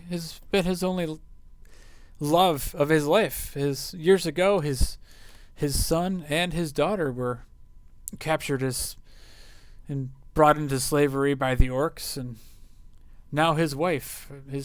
He fears his whole world is crumbling, and our way of life may be coming to an end. These orcs feel like they can just do what they want with us. Look, Snoddlers is all for helping the people that have need. It sounds like your cause is great. But we still need a boar, which is actually making the numbers even worse, because you have eaten ours. Well, if helping the humans is what needs to be done, then that's what we will do. If that'll get your aid to retrieve our people, we will help you get some of these beasts. So, I respectfully request to... I don't know how I can do this. So, I'm going to actually end up just not aggressively, but casting Detect Magic. Okay. So I don't have it currently learned, but I have a feature that lets me do one ritual as its normal spell cast time. So I burned that. For one action rather than 10 minutes. Yeah, 10 minutes and 6 seconds. Gotcha. And I'm not trying to be threatening. I'm basically just like, blah. So whether or not someone stops me, yells at me, cancels it effectively, like however you want to play that. All right, so I'm assuming you just kind of like slink into the corner for a little bit here and start chanting quietly to yourself. Verbal and Semitic, talking and moving my hands. So what else is everybody else doing? Because I'm assuming at this point Snothers just kind of drifted off, and there's going to be an awkward standoff between the goblins and the rest of the party. There's a lot of talking, so it's kind of like, this is a good time. I'm gonna walk forward and pull out that necklace again, and I'm going to ask the female goblin, "What can you tell me of this necklace? Who does this belong to?" And she says to you, "This is a necklace of our people. Many of our tribes people wear this. Where did you get this? Did you slay one of our kind?" No. And No, at that point, the chief, he starts like looking like pissed. He's like, he points at you, and then she says something back to him like, "Just chill for a second. Please continue." I didn't catch the name of this particular goblin, but I promised her freedom if I found her people, which obviously I have. So next time I see her, I will definitely bring her back to you guys. So, I just want to know who she specifically is, or is this just a common necklace that you guys all wear?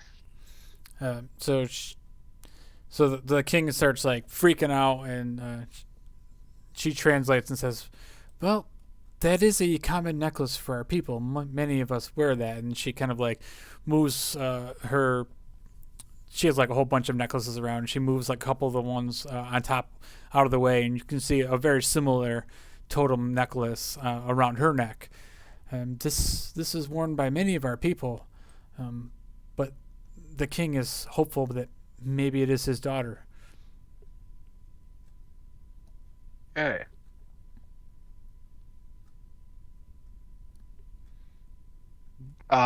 What's his daughter's name?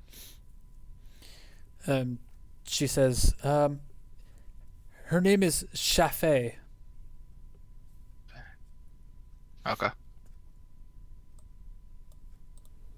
Oh, there's still hope.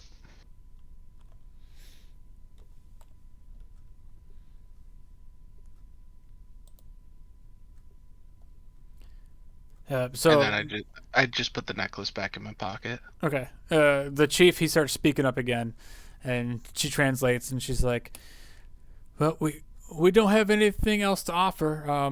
We do have this map here that may help you wanderers in finding treasure, if that is something you seek. All of you humans seem to like shiny trinkets and things." And he holds it up, and it's like kind of hard to see from where you guys are at. It's kind of like crumpled up, and it's a small piece of parchment, and he holds it up and flashes it, and he like shoves it back into his pocket.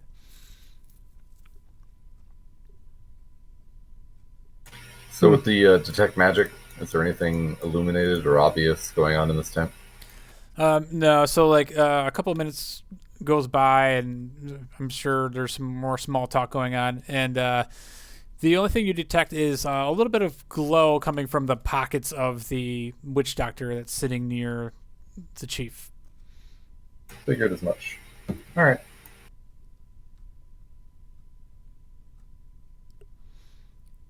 The translator speaks up again after going back and forth with Urk, and he stands up and he says, "You stay, guest, here."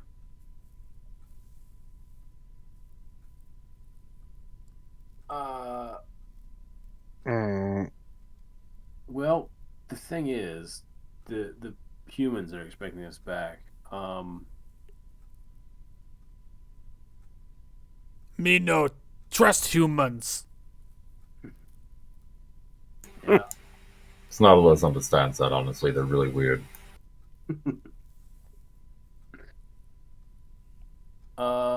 You stay, eat. And then he motions for one of the goblins, like the guards, to come over, and he hands you like a slab of the raw hog that they just hacked off, and he like holds it up to you, Hector.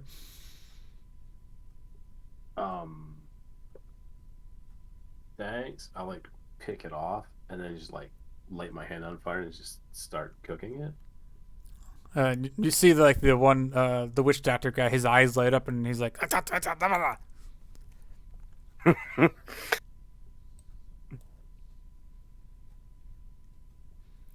great warriors.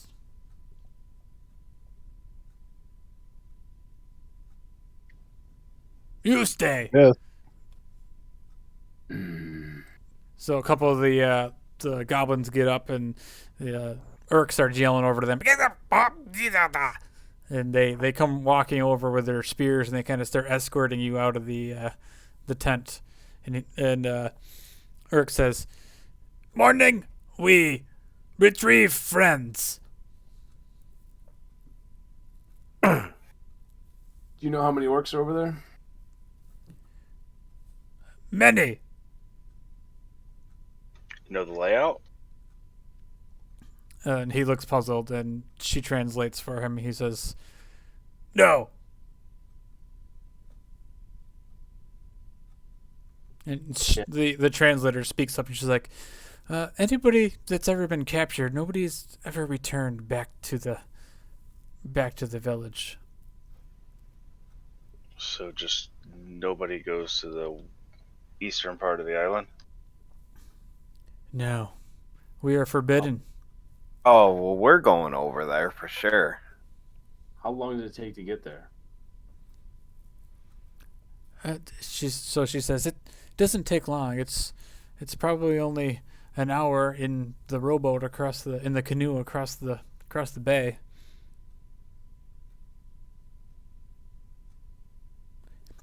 You could walk by land. It will take much longer. Probably 2 days journey around the bay. Dangerous to go near the volcano, though. Just on account of it being a volcano or something else? It is dangerous because of volcano and strange creatures that live near there. The Juka do not go there. We do not go that far.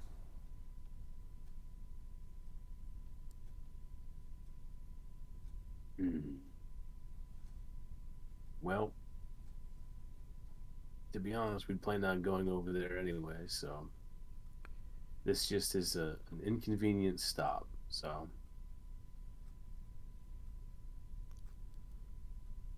guess we'll have a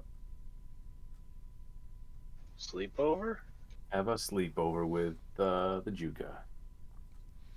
And she relays the message to Urk, and he claps his hands and goes, "Yes, stay, eat." And Yuri walks up, grabs a hunk of meat, takes a bite out of it, holds it up in the air, and just yells, "Juka, Juka." It's got like a big chunk of fur hanging out of your mouth. Hector throws in his mouth a bit. They all kind of like cheer, like, "Yay! Juka, Juka!" God. I lean over to Boston and just say, "You gotta treat these fuckers like pirates, you see?" Oh, Jesus. We'll just tomorrow. get my gourd out, just start drinking it. Oh, it's going to be a long night. So, Welp, the the translator, she follows behind you guys, and she says, "I will show you to your quarters and around the village."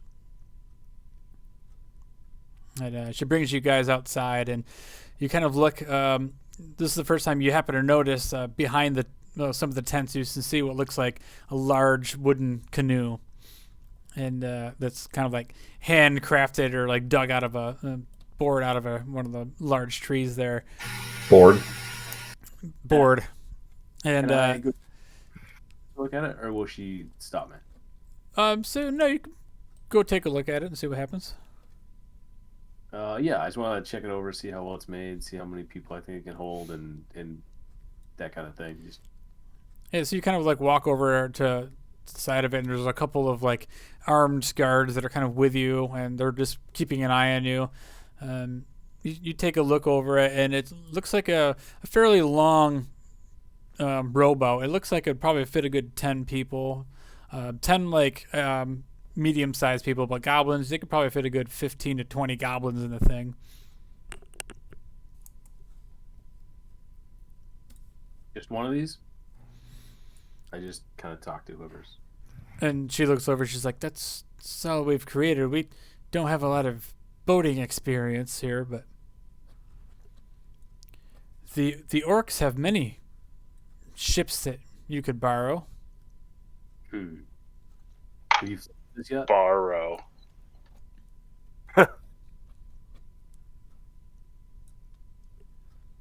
Have you tried to float this yet? Will it float? We haven't tried, but I'm sure it'll work. Goblins are excellent craftsmen. How sturdy does it look? How sturdy does it look? Go ahead. Make a perception check, both of you.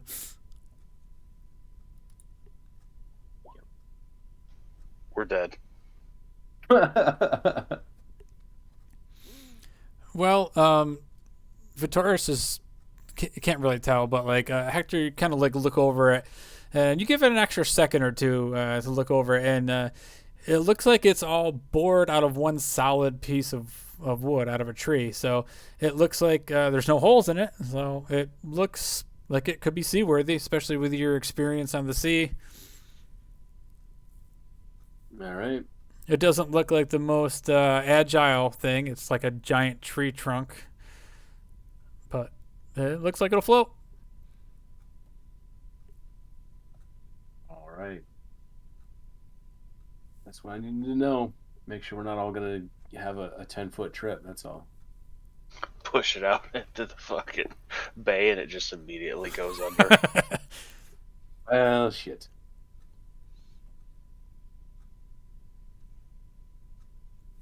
Oh, and I So- forgot. This whole time, the Barnum is still with you guys. I forgot. Yeah, I know. I was trying to see if we could get them sent back to the village, but it seems like they're not having it. You guys kidnap people often? And she As looks long at as you, he's she's like, not out, not getting killed, I don't care. If he's Barnabas is with us, so kidnapping is a strong word. We do like to say skill building, friendship building. Friendship. Well, I don't think I've ever been poked with a spear into friendship, but we'll see.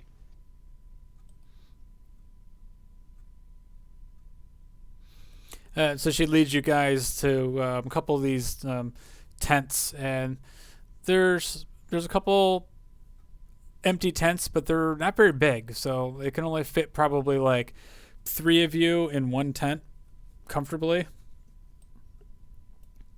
And I don't know how many. There's 2, 4, 5. There's 6 of you. And Who's go? 3 each. All right, I'm cuddling with somebody. Not it. I have a tent. Do you mind if I use this for myself? she looks at you and puzzled. Our tents should be more than adequate for you. But I guess so. Like space. Keep it close Right. to the fire. It will be. And so Barnum's like, he whispers to Kolos. He's like, I don't really trust these sons of bitches. Well, then keep watch. I wouldn't be surprised if we don't end up on that fire tonight. Well, keep watch and rotate out. You sound like a military man. Yes. Oh. From one of the cities, eh? None that you've ever heard of. How do you know? You don't know anything about me. And I look at the fins on my arm. You're just another merfolk looking to make a name for themselves. Yeah. I've seen I'll your let you take kind. that. I'll Arrogant, let you take cocky that. people. Maybe you should try to go back by yourself tonight. Maybe I will. And he just walks away from you and goes into one of the tents.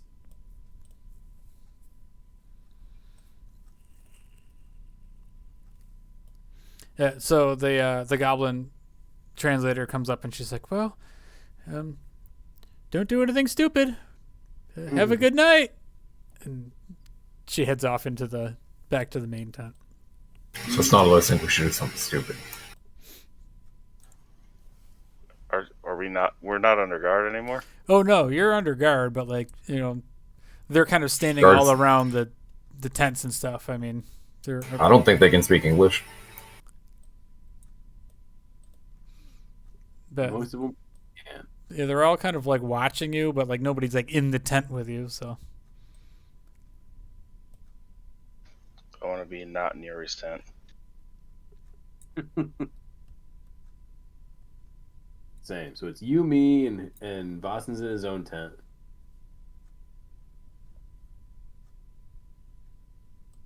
So I don't know where everybody else wants to go.